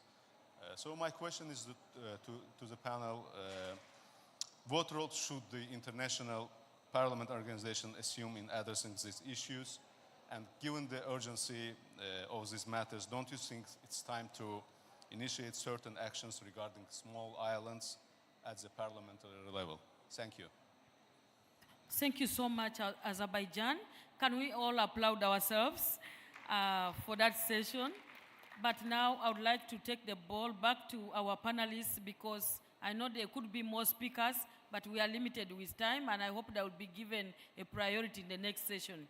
So in less than a minute each to the panelists, any comment, anything you want to clarify in less than a minute so that we can conclude. I will start with Ms. Bigel. Thank you very much. Maybe I start with the very last comment by the representative of Azerbaijan.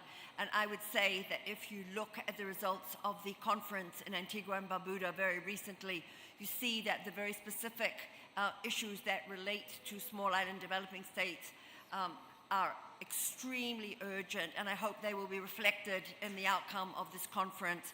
Of course, you will expect me as IDLO to say that fair laws and institutions to implement them are key for the change, but I would also like to echo what my three panelists all said about holistic approaches, absolutely essential, and approaches that really take into account the lived experience of people wherever they are, and that also take into account particularly the concerns of the most vulnerable. And the last thing I would say in my 1 minute, I hope, is that it is essential that parliamentarians talk to their governments and make certain that their representatives to this conference get these major issues into the outcome documents, and particularly the financing, because it is very clear that those who are suffering the most are those that have done the least to contribute to the current situation, and so they really need that financing and that collective solidarity. Thank you, Madam. Thank you, Ms. Bigel. I would like to take the ball back to Mr. Porter. Thank you very much. I think my one key takeaway from all the comments that were made from the floor is that there's a shared body of interest and concern in vulnerability and climate issues. And I think the more work that parliamentarians from different countries can do together, to come together from around the world to share their knowledge, learning and understanding and change that, use that for action, I think that would be success. Thank you. So much, Porter. I would like to invite Honorable Adomahu Jeremy. Final remarks. Merci, Madame la modératrice. Je pense que I think that we should not be pessimistic in view of the situation we're living in our different countries due to climate change. I think we need to continue the work, the hard work, and mainly to raise awareness amongst the parliamentarians, the different big polluter countries, in order to have different stakeholders involved in financing, which is required for developing states for climate justice. This is what we need. We pollute less, but we are the ones feeling the consequences of climate change. All countries need to contribute to help our country. Merci beaucoup, Honorable Jeremy. May I now invite Catherine Wong for your final remarks. Thank you so much, Jacqueline, and thank you to all of the parliamentarians today for the really interesting comments.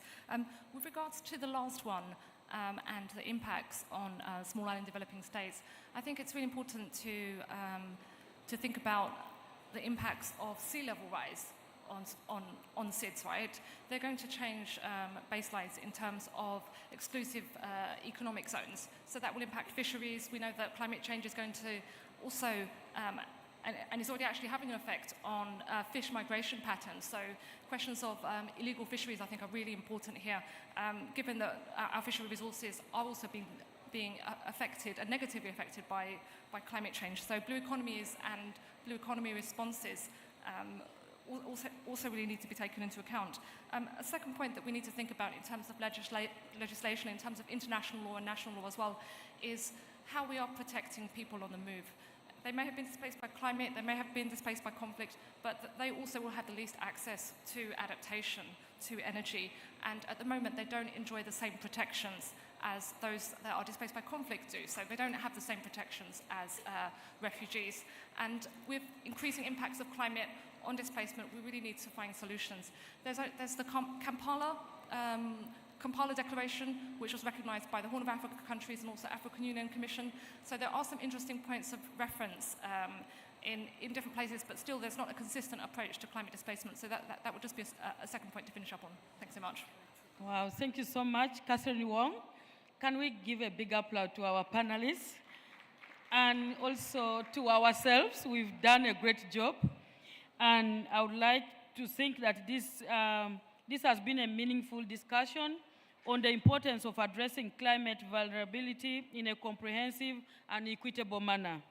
We hope that these exchanges inspire new parliamentary actions to protect vulnerable communities and promote climate justice. I would have loved to continue chairing because it's very interesting to be in front here. But this comes to the end of our session 4, and I hope you have enjoyed my moderation. Thank you very much. And I just want to make an announcement that the Africa Parliamentarians Caucus will be there tomorrow. I'm the Secretary General of that caucus, and we will be meeting at the Africa Pavilion at 3 to 4:30 at the Blue Zone. Please, honorable members from the Africa Caucus, join us. You're all invited. Merci beaucoup. Asante sana. Thank you very much. Enjoy the stay here. Thank you.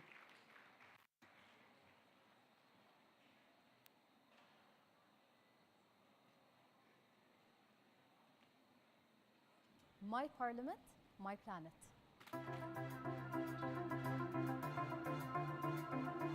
My name is Mira Al-Swedi, and I am a member of Parliament in the United Arab Emirates Federal National Council. Ladies and gentlemen, we will The continue. United Arab Emirates is one of the countries that has been addressing climate change very significantly. And as such, we will be hosting COP28 in 2023 next year. As a government, as Parliament members, and even as individuals, we really Ladies do and take gentlemen, we climate will change continue. Please initiatives take your to seats. heart. For example, the Federal National Council has put together an e-Parliament, which is a portal where members of Parliament are able to review legislation and different topics that we are working on from the day that we receive it all the way up until it goes for approval to the Cabinet of Ministers. Some other initiatives that we are also looking at is going completely paperless, reducing the use of plastic, purchasing electric vehicles and hybrid vehicles, and moving into a new LEED certified building that is very energy efficient and has smart solutions put in place.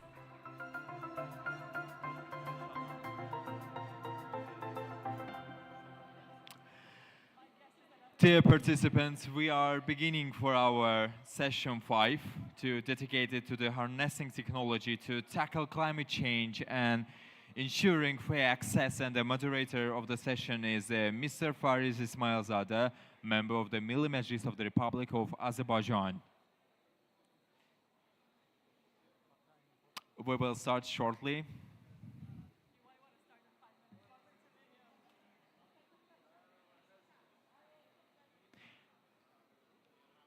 Ladies and gentlemen, I'm kindly asking everyone to take their seats. We are continue our event with the session 5.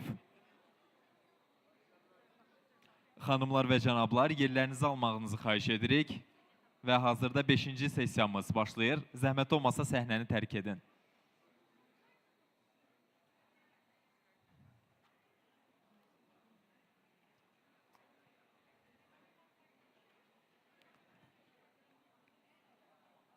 Dear panelists, I will kindly ask you to leave the stage because we have to start for our session 5.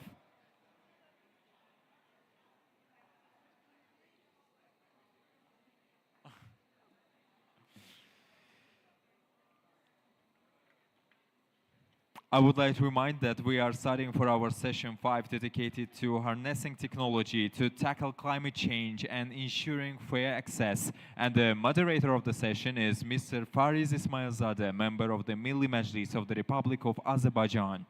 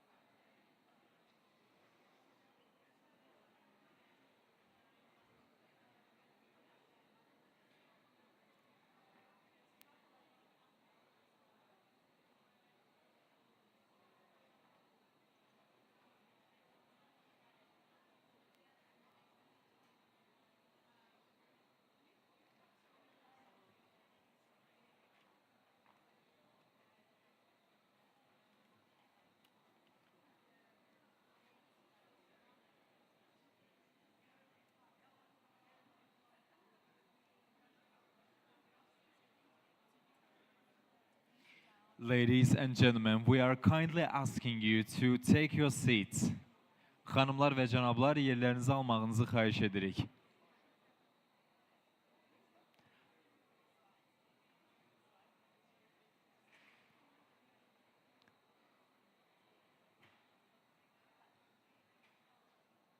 Thank you for understanding.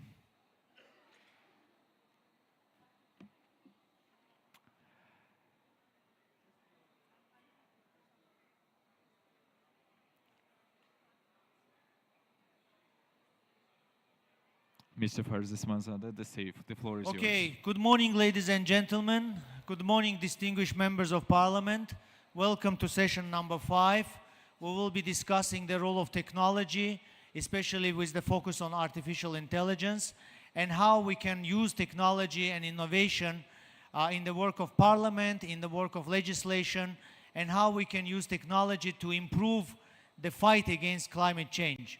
Of course, when we speak about technology, we also need to mention that any technology needs to be accessible to all countries, all societies, that technology needs to be used in a responsible manner, and also technology and innovation needs to be inclusive, used in an inclusive manner.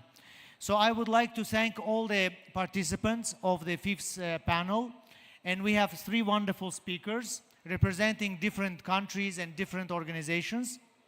And after they make their initial remarks, we will have a chance for question and answer and comments from the audience. First, it is my great honor to introduce and give the floor to Dr. Michal Nachmani. She is the founder and CEO of an NGO called Climate Policy Radar. Dr. Nachmani, the floor is yours.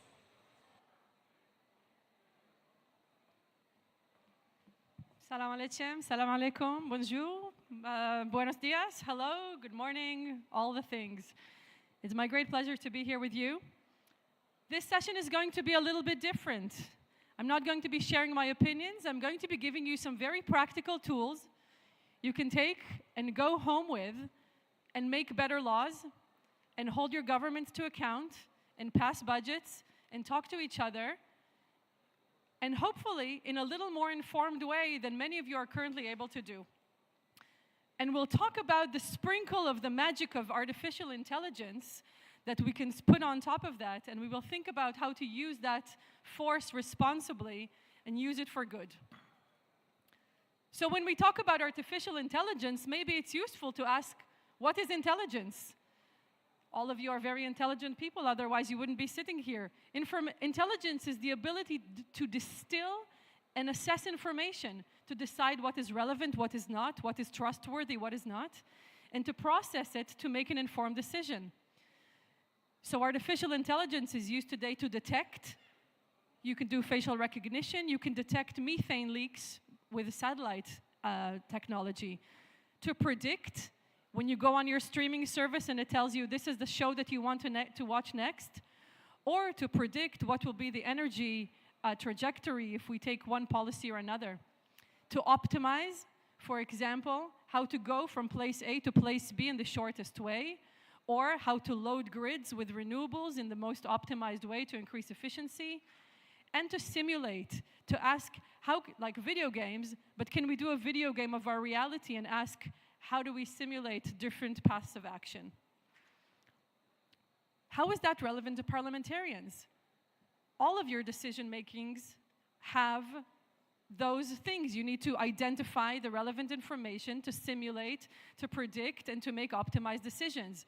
Again, to make better policy, to hold policymakers to account, to track action, and to do risk analysis. Where is riskier and how can we reduce that? But then you're faced with reading all of that. This says it's in there somewhere because you have to read a lot of documents. And the policy documents and the policy briefings that you are reading are very long. They are in multiple languages. Look at how difficult it is for you sometimes to speak to each other and learn from each other, and even identify what are the relevant sources of information and the reliable sources of information that you can use in order to make your decisions. And when you finally found those, you actually need to read and process them. I've been working with parliamentarians for about 15 years now. I know how busy you all are.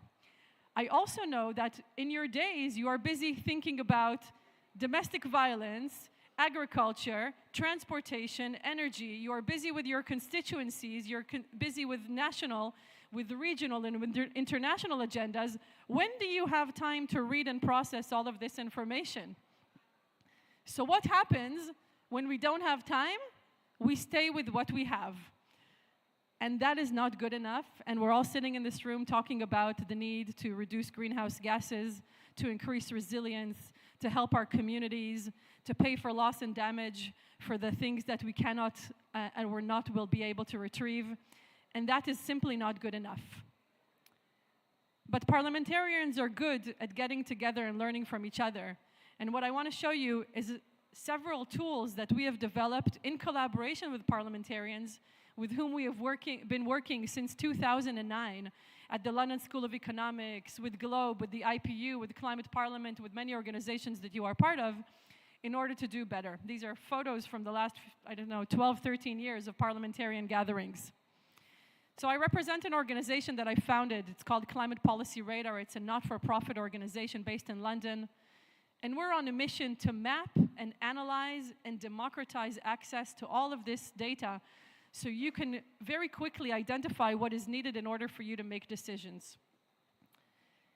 So we have taken all of the national climate laws and policies from every single national government. All of yours are there. There's about 6,000 laws, policies, strategies, action plans, NDCs, NAPs, biennial transparency reports, everything. That's about 500,000 pages of documents in many languages, or about 4.5 paragraphs. And what do? You go on our free app, there will be a barcode at the end. Let's say that I'm interested in promoting green hydrogen. I type green hydrogen. I get all of the laws and policies and NDCs that mention green hydrogen. If I click on it, I see that in Portugal's 2020 policy, in page 59 and 48, it says something about that. And I can actually find it. Now, I don't know if you can read, but this is in Portuguese. It's auto-translated. So we've just looked through 500,000 pages and be able to find very, very targeted and pinpointed information about whatever topic you are looking at. We've worked together with the UNFCCC to take all of the documents, all of the submissions to the global stocktake that was 1.5 years ago, which is both by parties and by non-party stakeholders, and do the same thing. But here we did something more. Instead of control find renewables in the document, we say, what do we mean when we say renewables? And you can see here that we find renewable power and bagasse and wind farms and renewable energy because we have trained models to say, when people working on climate say renewables, what do they mean? When people say transport, what do they mean? Trains, cars, planes, automobiles, infrastructure, roads. When people say fossil fuels, when people say impacted groups, or when people say LDCs, right? This is not a single word, it's a whole universe. What do we mean? And be able to find that quickly. And of course, anyone who's been around in the last couple of years, and that will be on that. And of course, we need responsible generative AI, because really what you want to do is ask your ChatGPT, can you tell me what Tonga did on rising sea levels? But we want a responsible answer for that, because ChatGPT will not give you the responsible answer. Who knows what information sources it will pick on? Who knows if it will tell you the truth? So we develop responsible AI solutions. What is responsible? When you get the answer, you can see immediately the original text that shows you where the answer came from. So you can check for yourself and be certain that the documents are there and that the documents are right and that they say what they say. And we do this in an open source and open access way, so you can check for yourself, so researchers globally can check that there is no bias in the models. More than that, it means that the access for these, that is free, of course, for all, means that anyone doesn't have to be behind paywalls in order to do that. Just this week on Finance Day at COP, we released the first collaboration between the 4 multilateral climate funds, the GCF, GEF, CIF, and the Adaptation Fund. It is the first time they're doing something together. any of you who have applied for funding from either of those funds know that it's a mess to find anything in there. How do you know if projects in there were funded? How do we know what is the guidance of that? So we have built them the ability to find everything in one place, taking the documents from all the 4 funds together, putting them all in one place. If I search for empowering women, I will be able to find that in Pakistan's distributed solar project, on page 18, there is reference to empowering women. What is the chance that we would have known to find that in there? So now it is there, launched and free. I will conclude in talking about the risks of careless use of artificial intelligence. Artificial intelligence is something that can be used for good and something that can be used very precariously. When we use a model, whatever we teach it, that's what it will tell us. If we only teach it in English, it won't know how to deal very well with Punjabi. If we teach it only things from the global north, it won't tell us very well how to deal with the global south. So we need to be very careful in how we do that. And we need a lot of education. And all of you and all of your colleagues, it is incredibly important that we do capacity building and skill building so we know what to look out for. So we know not just to buy anything and know how to check and know how to ask how responsible is this. Of course, AI risks invasion of privacy and also information disorders. So you all know misinformation and disinformation, but omission is very important. What don't you know that you don't know? This is incredibly important for politics. When people vote in an election and they get only certain types of information and don't get other types of information, then they don't know what they don't know. And that's a very problematic thing. Being able to know that and being able to train the models so they don't limit the information that you're privy to is important. In the space that we're at, climate, we also, of course, care about nature and about human health and about human rights and about many other topics. How do we make sure that we don't build those silos and bring everything together? That is one of the important things. There's obviously safety and security risks. If you give an AI system the ability to make decisions, for example, to decide if the grid is all going to operate on gas or on renewables, and it makes a mistake, you may be stuck without power. So being able to develop human oversight over these systems is incredibly important. And of course, AI systems take a lot of resources. They contribute to data center energy consumption. Although data centers do a lot of other things, it's very important. Not all of the energy and emissions coming from data centers is for AI. They strain the water, they strain the power grid, and of course, people who train the AI models often live in the global south and are paid very little in order to help that, where the profits go to the big corporates. So all of these things need to be addressed, and parliaments have a role to play in understanding how this transformative technology both can be used in order to do incredible things on climate change and also to avoid the risks. I'm going to come back to this barcode in 1 second, but I will just tell you that this week we launched a 350-page report with incredible authors, including former chair of the IPCC, mapping all of the ways that artificial intelligence can help climate change. There are chapters there on every single sector, transport and buildings, global south and global north, including some cross-cutting themes, and a very special chapter that I was happy to contribute to on the role of governments and parliaments in regulating AI for climate. I won't give you these examples because I think we're running out of time. I'll put the barcode on so you can scan it to use our tools. I'm here around later if you want to talk. Thank you so much. Thank you. Thank you so much, Dr. Nahmani, for this presentation.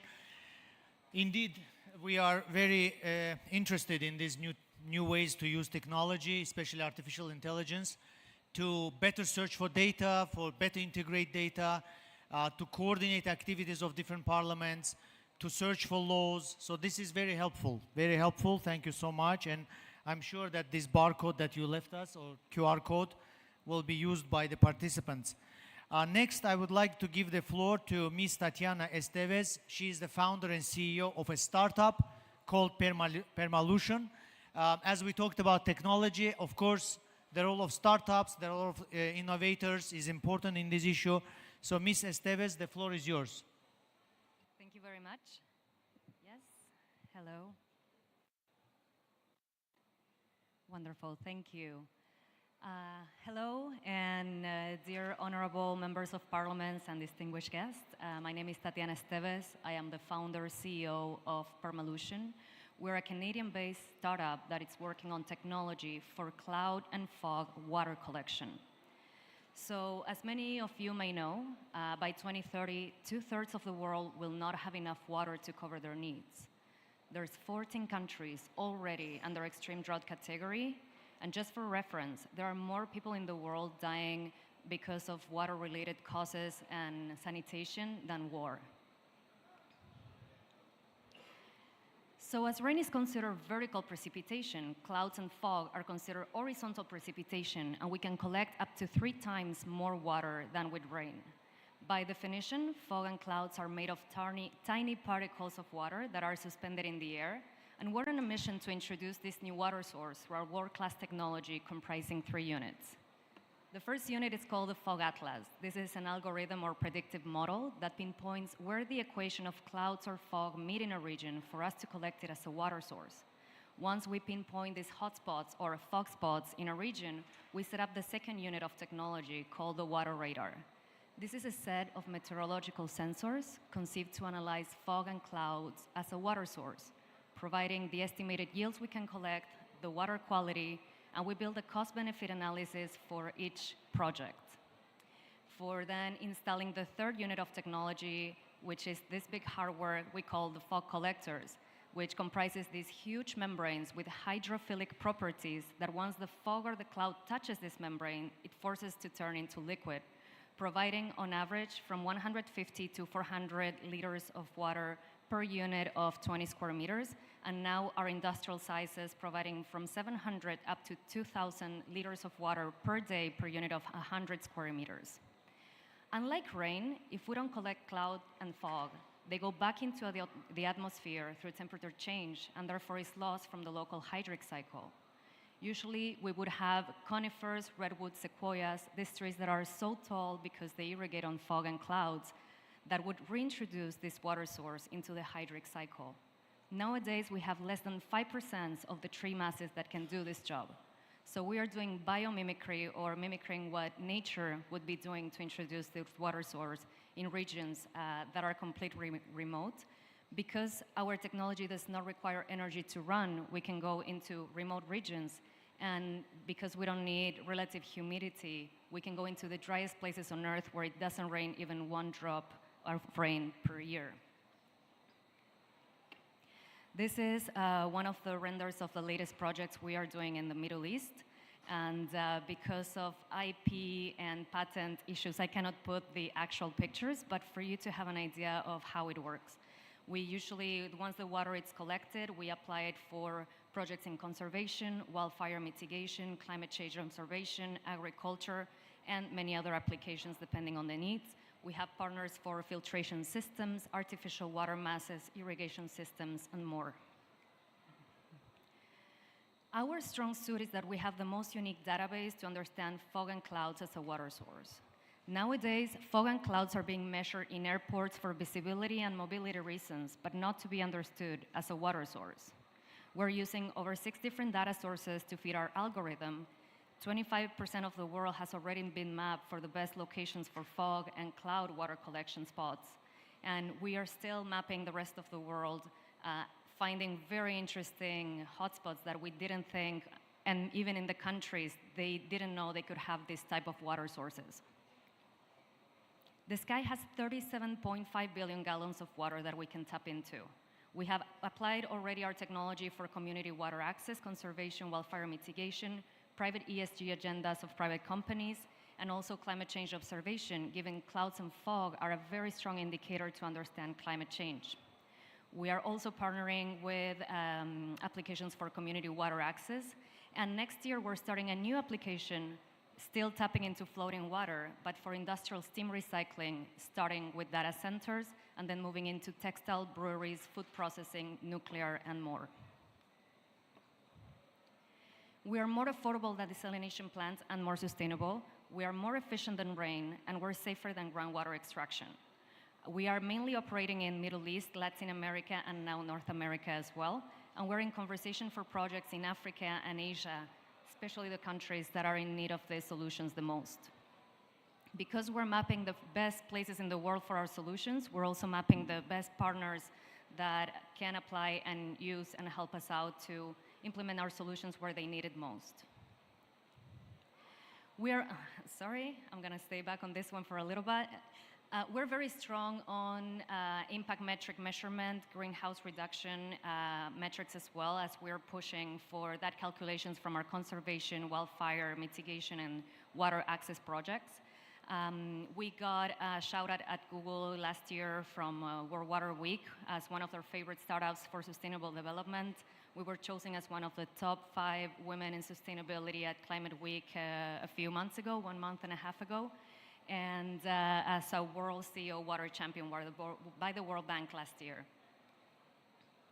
So I invite you all to join us and be part of a new substantial solution that is tackling the world's current water access and climate adaptation challenges. Thank you very much. Thank you so much, Ms. Tatiana Esteves.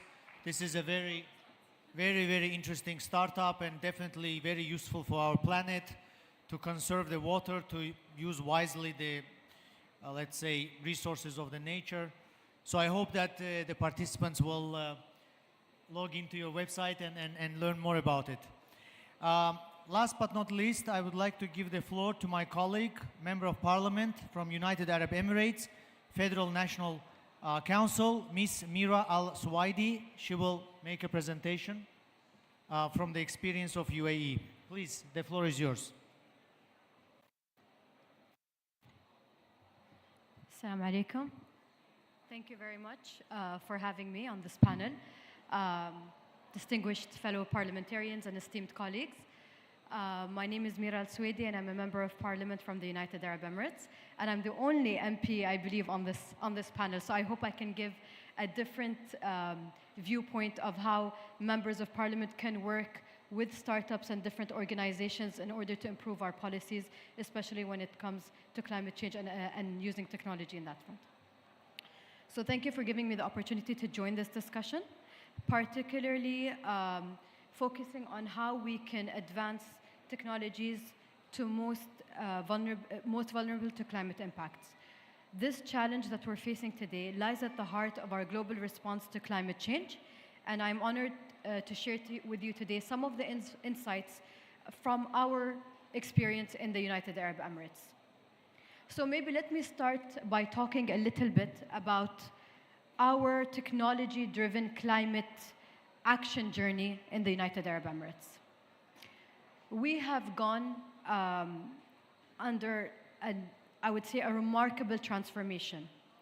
We were a country that was 100% dependent on hydrocarbons, so we are a hydrocarbon-based economy, to today being a country that is less than 30% dependent on hydrocarbons, given that we're still a hydrocarbon producer. And we have become a global leader in clean technology and climate innovation. We believe that harnessing technology is a powerful tool and it is a catalyst for positive environmental change. Now, let me talk to you about some of the examples and things that we have done in the United Arab Emirates. How many people here in the audience has heard about Masdar? Has anyone here heard about Masdar? Great. Masdar is one of the largest renewable energy companies, and it is a green hydrogen leader, and it has placed the UAE at the forefront of energy transition. It has become a pioneer in the clean energy sector and an enabler for the UAE's vision and a global leader in sustainability. Now, why do I say global leader? Masdar today has developed projects in over 40 countries, not only in the UAE, and it over 6 continents, and it has a combined capacity of more than 31 gigawatts today, and a lot in the pipeline as well. Another initiative that we have worked on in the United Arab Emirates, given that we're in the UAE and it's very sunny, solar makes sense, right? So we have the Mohammed bin Rashid Solar Park. It is one of the largest solar parks in the world, and it is central to our goal of producing 50% of our power from clean energy sources by 2050. This park really demonstrates the ambition of the UAE in terms of renewable energy, and it shows us how we can reshape energy landscape, and even if we do have fossil fuels, we can still reduce our dependency on fossil fuels. Another initiative that we're working on is carbon capture and storage, CCS. The UAE is a leader in the Middle East in carbon capture technology, and we have a project called the Riyadh project. This really helps us to reduce industrial emissions through carbon capture. It is one of our cornerstone projects in our emission reducing strategy, and it allows us to demonstrate that CCS can be integrated within different industrial processes. Now, what about AI? My fellow panelist, Dr. Rahmani, spoke about policy radar and responsive generative AI.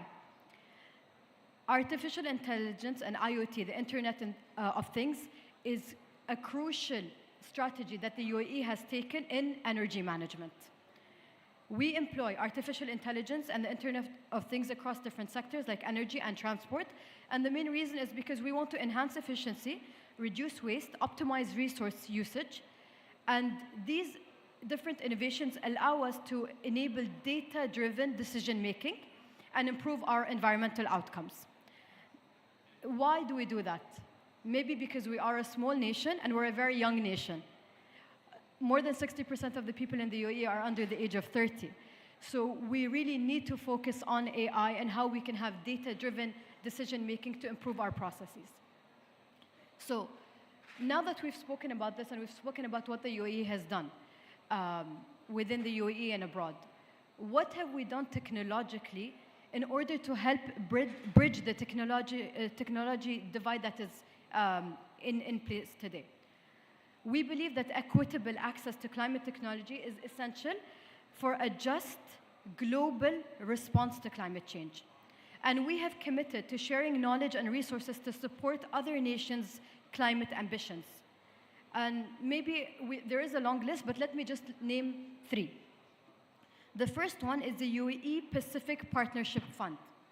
This fund supports climate resilience across 11 Pacific Island nations to help implement solar, wind, and desalination projects tailored to their specific needs. The second example I'd like to mention today is the 50 billion climate finance commitment that we pledged with a focus on technology transfer to developing nations, helping to implement and sustain climate solutions. As well, if you remember during COP29 last year, the UAE announced a $30 billion pledge and commitment to the newly launched catalytic climate vehicle called Altera, which will drive forward different international efforts to create a fairer climate finance system with an emphasis on improving access to funding for the Global South.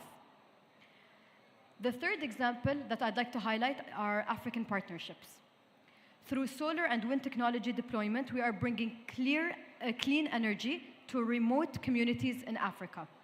These partnerships exemplify our dedication to providing equitable access to renewable resources.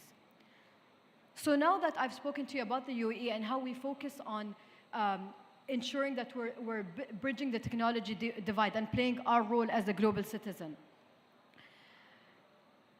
what are different ways that we can ensure successful technology transfer? And I think that there are 3 important elements, and we mostly all know that. Localization, capacity building, and innovative financing. Now, what do I mean when I say localization? Technologies need to be adapted for local context, accounting for different community needs and conditions. We cannot work on something if you cannot adopt and implement it in your local communities. So that, for me, is extremely important. Capacity building. Empowering local expertise is crucial. There is no point of us building and participating in different projects worldwide if then this technology cannot be transferred and there is no local capacity to take this forward. So we invest heavily in different training programs and knowledge sharing initiatives to ensure that communities are enabled to independently manage and sustain climate solutions. And innovative financing, we always in the United Arab Emirates promote creative funding mechanisms to make climate technology accessible. Why can't we look at different alternative financing models and try to cater to the needs of different developing nations while holding them accountable? Accountability is key. So putting aside our role as the UAE, today we're here as members of parliament. And we have an important role as MPs to play. We have a responsibility in creating legislative frameworks that support technology adoption and equitable access. So some of the legislative frameworks that we must enact through policies are ways that we can promote clean technology, facilitate technology transfer, and encourage responsible usage. Regulatory frameworks that we put in place are key to accelerating climate action while balancing the different IP laws and rights. Oversight and accountability. Effective climate action requires a rigorous oversight. It is our duty to monitor the different programs implemented, assess the effectiveness of partnerships, and ensure transparency in climate finance. Budget allocation. We approve budgets. So let's prioritize climate research and development, support international cooperation, and invest in capacity building. Last year during COP28 in our outcome document, we mentioned that green budgeting is also very important, and we need to start to instill this discipline into our budgeting practices. Inter-parliamentary cooperation. The IPU is the best place for us to do this. We need to share best practices and establish different working groups where we can strengthen our collective impact on climate action. Collaborative frameworks are essential to overcoming global challenges. There are so many different initiatives that we have worked on together in the IPU. One really good initiative is My Parliament, My Planet, and so many different initiatives and toolkits that we have access to. Let's make use of them. As I conclude, I'd like to say that our success in the United Arab Emirates and as members of parliament in addressing climate change will not be measured solely by technological sophistication, but by our commitment to making these advancements accessible to all. We have a duty to enact policies that support both innovation and equity, ensuring that the benefits of climate technology extend to every corner of the globe. Let us work together across different borders and sectors, both public and private, to harness the power of technology responsibly and inclusively. Thank you very much. Thank you very much, Honorable Member of Parliament. Thank you for your remarks. And you mentioned about Masdar. I must say that also in Azerbaijan, we have a very large contract with Masdar to produce green energy, so we are very happy about this collaboration. I'm also your colleague, I'm member of parliament in Azerbaijan, and I must say that in our parliament we also focus a lot on such initiatives. For example, last week we adopted a couple new laws. One is to free from tariffs, custom tariffs and duties, all green technology that is imported into Azerbaijan. So they are free from custom tariffs for a 5-year period. Also, we are supporting startups. We are relieving startups from taxation. And also last week we adopted a new law about prohibiting industrial plants and factories in tourism zones and in green areas or nature areas. So we are collaborating on these issues as well.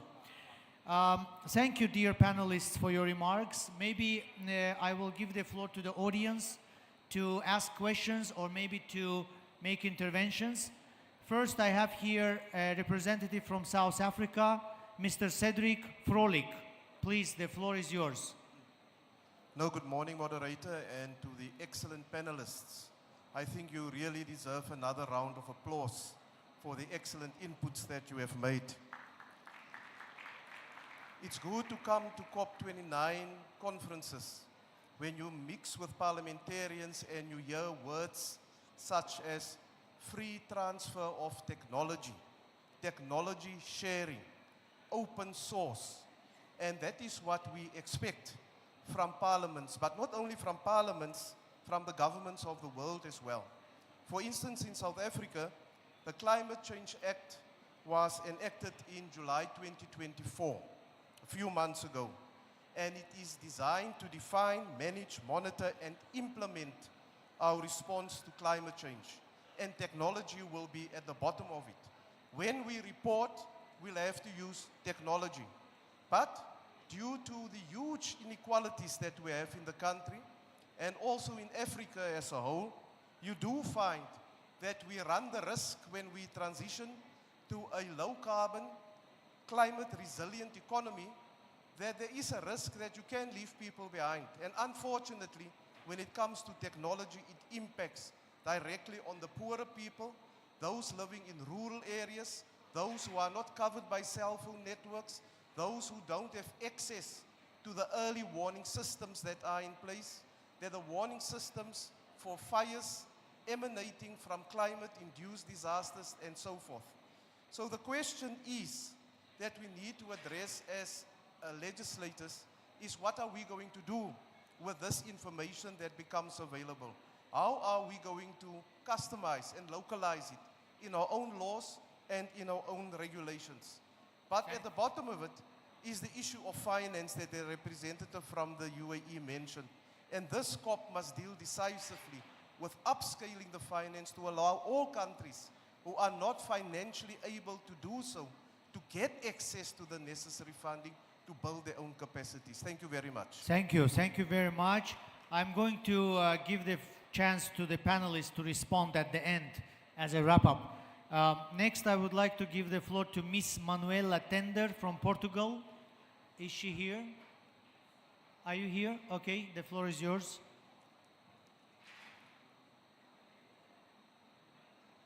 Merci. Monsieur le Président, je vous salue et à tous les collègues députés des différents pays.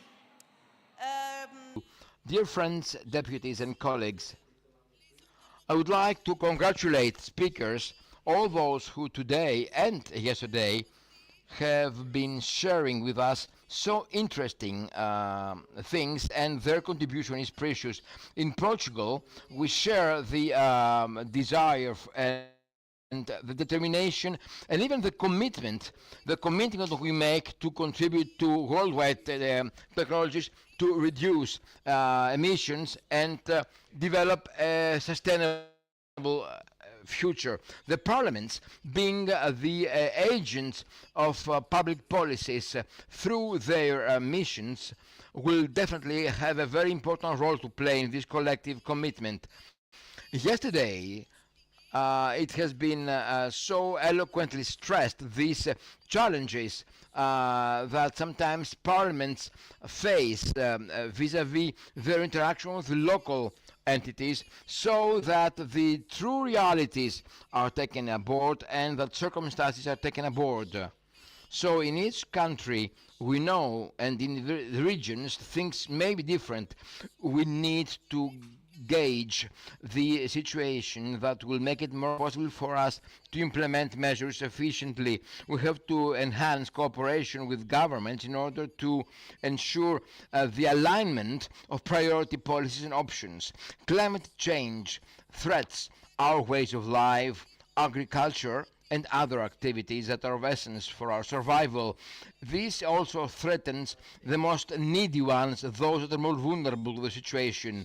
Hence the need to act, hence the need to adopt measures and force the effort for information and sensitization of citizens, so that awareness leads everyone to assume one's responsibility.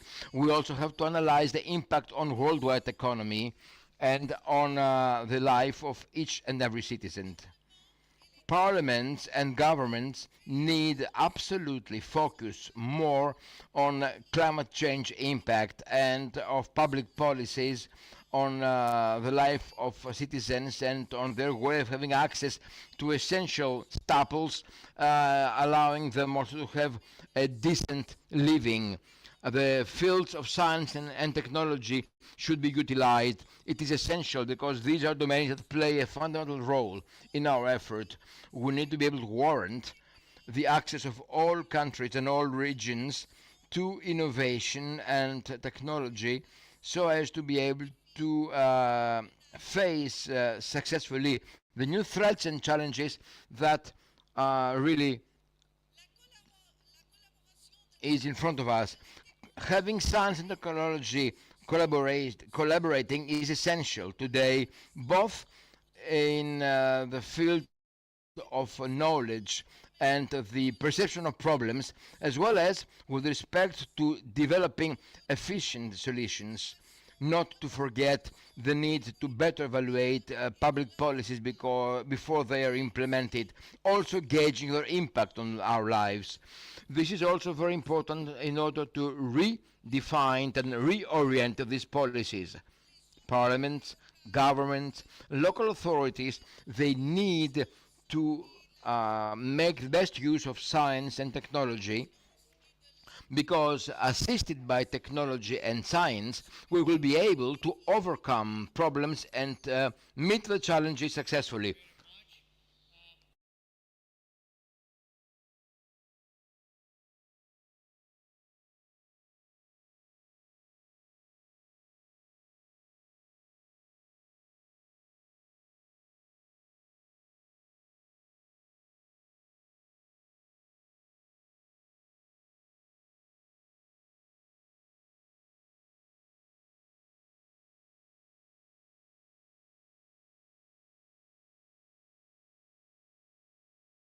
Yeah, hold the microphone close. Close, okay. Thank you so much, Mr. President. The role of technology, and it will focus on how parliaments can ensure technologies are used in a safe, responsible, and inclusive manner. I would like to draw attention of the special role of the circular bioeconomy in reducing greenhouse gases emissions. I have 5 remarks. First, the greenhouse gases absorption potential of forest and soil is unused. In particular, soils should be enriched with humus content, which is a deposit of carbon. Each 1% of humus in the soil allows for the retention of approximately 160-180 cubic meter of water on the area of 1 hectare available for cultivated plants. Second, the content of organic matter in the soil is increased by use on effective microorganisms that counteract the oxidation process of organic matter in the soil and thus greenhouse gases emissions, improve the quality of produced plants, and allow for the reducing of use of fertilizers chemicals. Third, microorganisms allow the fermentation of sustainable waste biomass from agriculture, municipal bio-waste, and food waste to produce biogas. Biogas in climate policy is a zero-emission gas, and at the same time a good energy store. In this conference, I observed many presentations are devoted to bioenergy. Biogas production from agriculture waste, especially from animal production, reduce the carbon footprint too. Fourth, bioeconomic strategies have been implemented by countries with a high level of development, in particular in the field of sustainable use of renewable natural raw materials in accordance with the added value pyramid. And fifth, the use of biotechnology, microorganisms, in the sustained use of natural resources is, in my opinion, next to artificial intelligence, one of the most effective instruments in development of climate action. Thank you so much. Thank you. Thank you very much. We have 2 more interventions. I will try to ask them to keep it in 2 minutes. Representative from Thailand, Mr. Kiachai Maitriwong. Please, the floor is yours. Dear Mr. President, panelists, participants, my name is Senator Kiachai from Thai Parliament. I would like to share you shortly about our requirement of technologies related to the climate action, both for mitigation and adaptation. As you may know, Thailand pledged 26 to be carbon neutrality in 2050, as well as adaptation plan. Thailand is one of the most vulnerable country, so we need some collaborating inside the country as well as international support. The technology that we address are as follows. The number one, we need the forecasting system to have early warnings for our agriculture, our farmer, and most vulnerable area in Thailand. So we need AI. Maybe AI is one of the solutions to make a correctly for forecasting technologies. Extreme weather in Thailand, we face a lot of problem on the flooding. The second thing, now we are in the process to align the corporate to have an issue on the carbon footprint. So we need a worldwide system to account more accurate, standardized, cheap cost, and reliable system allow the country. So we like to discuss if we can share and collaboration. Thirdly, we also is one of the country that we develop the carbon credit platform, especially for Article 6.2 and Article 6.4. So we need registry development, especially for the project bed. The project that we very sensitive is a danger-based solution. It's very expensive to the certify. So if we can use AI or other technology to help each other, we can help. Lastly, we just open our carbon market exchange. So maybe AI and blockchain we can utilize. So that Thailand, we open for discussion, and we need technology support from my friend. Thank you. Thank you. Thank you very much for sharing your experience from Thailand and how artificial intelligence can be useful in your situations when you have extreme weather situations. Last comment will come from representative of Algeria, Mr. Mustafa Jebani. Please, the floor is yours. شكرا سيد الرئيس. بسم الله والحمد لله. الاسم جبانة مصطفى. I'm Jibana Mustafa. I am the member of the parliament of the country of Algeria. Ladies and gentlemen, the conclusion of my intervention about the usefulness or the utilization of technology to tackle the climate change issue. Ladies and gentlemen, technology today is a major and significant tool in tackling the climate change issues in Algeria. We have adopted technologies like the smart irrigation that utilizes the artificial intelligence to allow for ample amounts of water and to lead to low cost of energy production, which has contributed to the sustainability of the agricultural sector.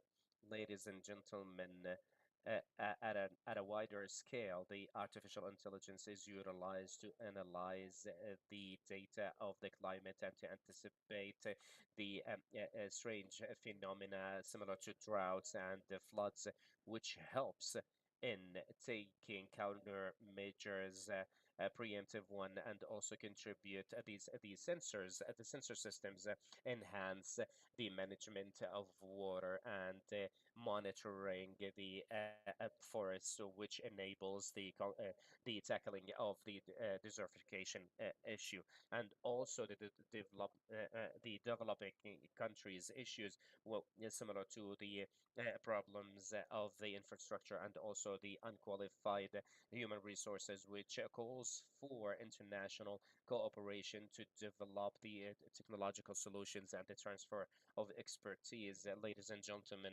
our questions today, while being here present in Azerbaijan, كيف how can justice be achieved between the countries, and what is the role that we wait from the developed countries to provide the financial aid and technology to the developing nations? How can we improve the regional cooperations to tackle those issues? The technology is a strong alliance to confront climate change, but collaboration and concerted efforts is a stronger alliance towards a more sustainable development goal-oriented approach. شكرا جزيلا. نحن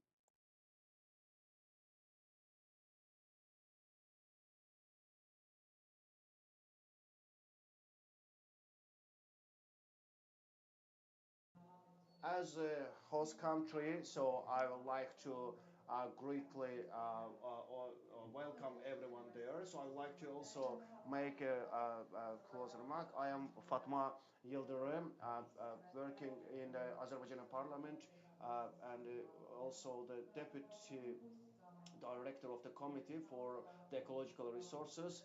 And I would like to also share some information on what kind of technologies are applied here in Azerbaijan. You know that one of the global problems is the climate change, and the world community within the framework of COP29 is looking for solutions. The thing that puts a threat to the humanity, it requires from us for better cooperation, and I think that IPU is one of the best platforms to have. And as a parliamentarians in this battle, of course, we need to first of all improve our legislative basis. And I would like to note that in Azerbaijan parliament, as mentioned by my colleague Faris, that last recent years we have adopted many important laws for better climate actions. I mean, Azerbaijan now considers the green economy is one of its priorities of its strategy, because you know that in the occupied, in the liberated areas, liberated from the occupation areas, the president declared everything that all the infrastructure projects are based on the green energy criteria. Now we have new wind power stations, solar power stations, and many hydropower stations. Their construction is a proof for of such a strategy. We have reconstructed 28 28 hydropower stations, and also in new solar power with the power of 240 megawatts in Jabral district called Shafak. And Azerbaijan State Oil Company on 15th of November, together with, they made a new contract with Masdar company for making for the collaboration for construction of the wind power station in the Caspian Sea with a capacity of 3.5 megawatts. Also, we also have the approaches like smart villages and smart cities, and we also now plan to create green energy zones, and of course this will give its positive contribution for the improvements like Agalı village in Zangilan district of Azerbaijan. It's called Smart Village, and they continue in this manner. And I think that the humanity, when they are subject to climate changes, Azerbaijan definitely was transferring to the green economy and makes its steps towards to that action.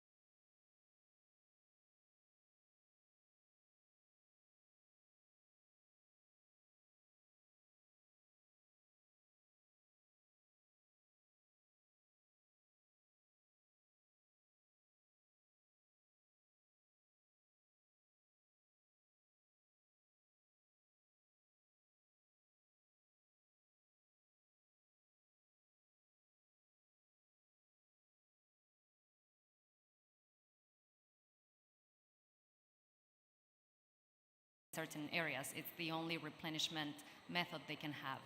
So building our first project with the countries that were in most need with the support of funding from the Food and Agriculture Organization, for example, that helped us build a first step into regulatory frameworks to adopt this type of water source for natural protected areas for water consumption.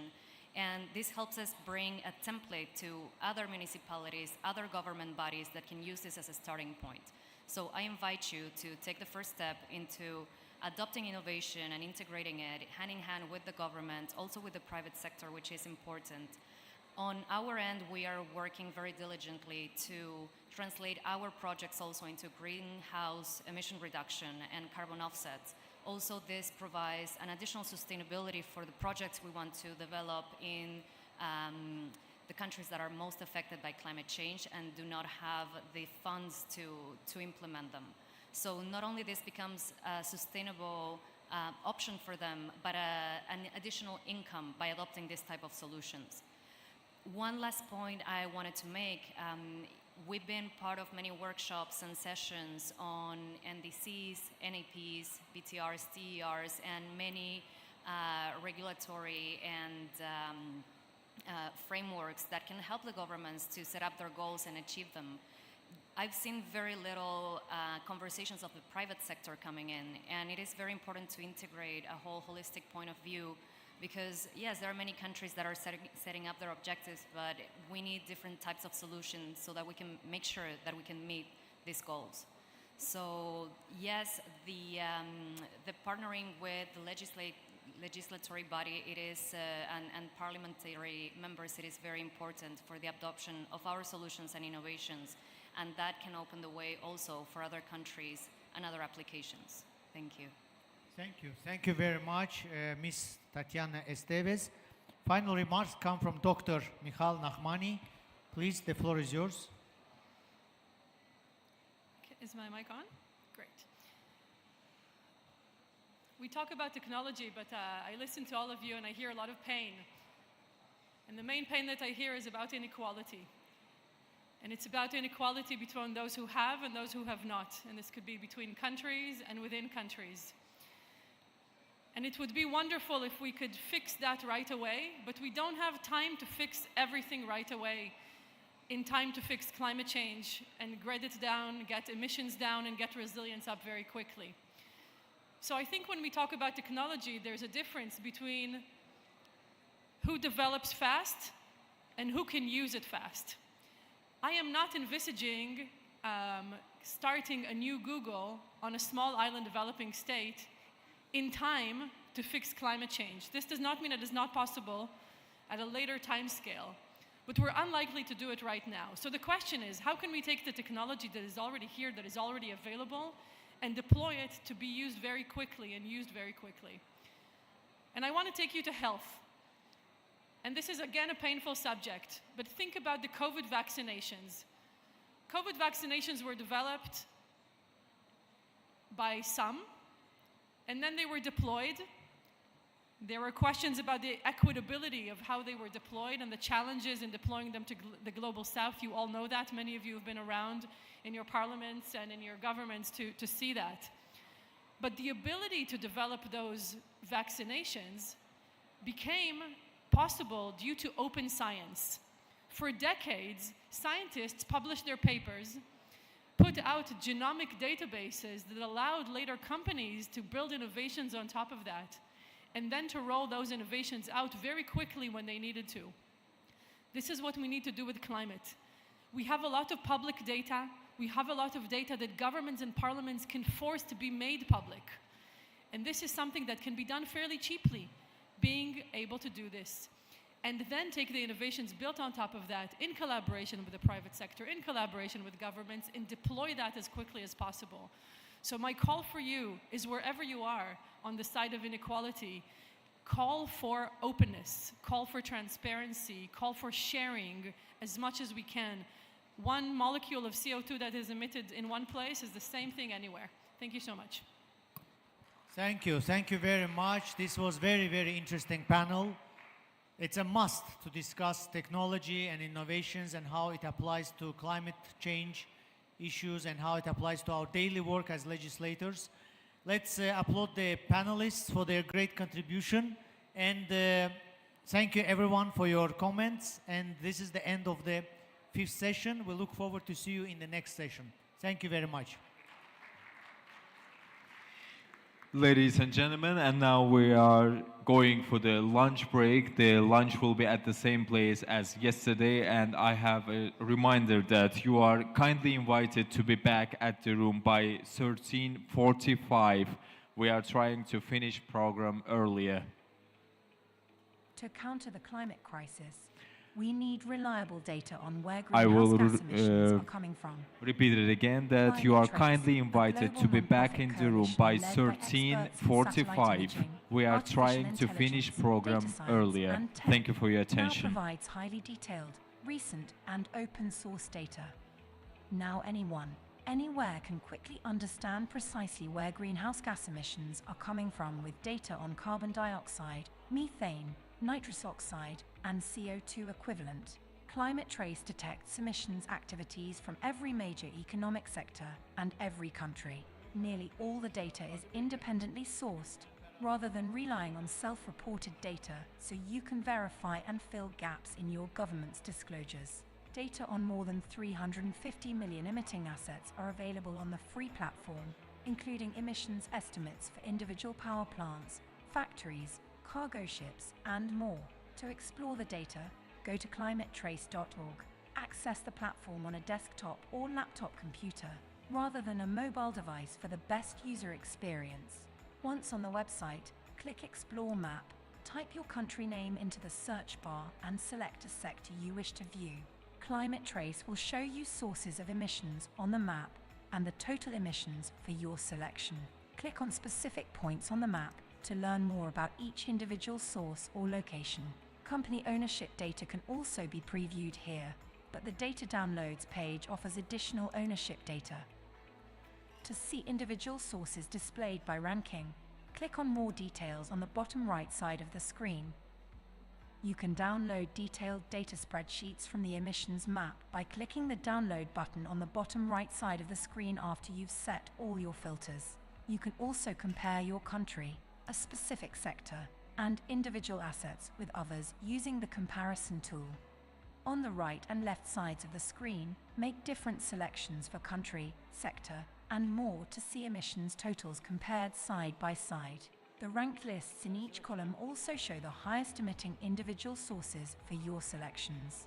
As all signatories to the UNFCCC must disclose emissions and create more ambitious emission reduction targets, Climate Trace is a very useful tool for parliamentarians.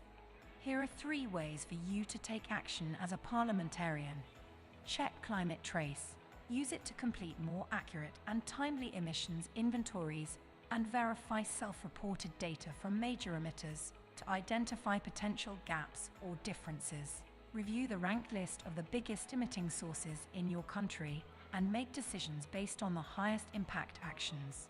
Track the effectiveness of greenhouse gas reduction policies and progress toward net zero targets.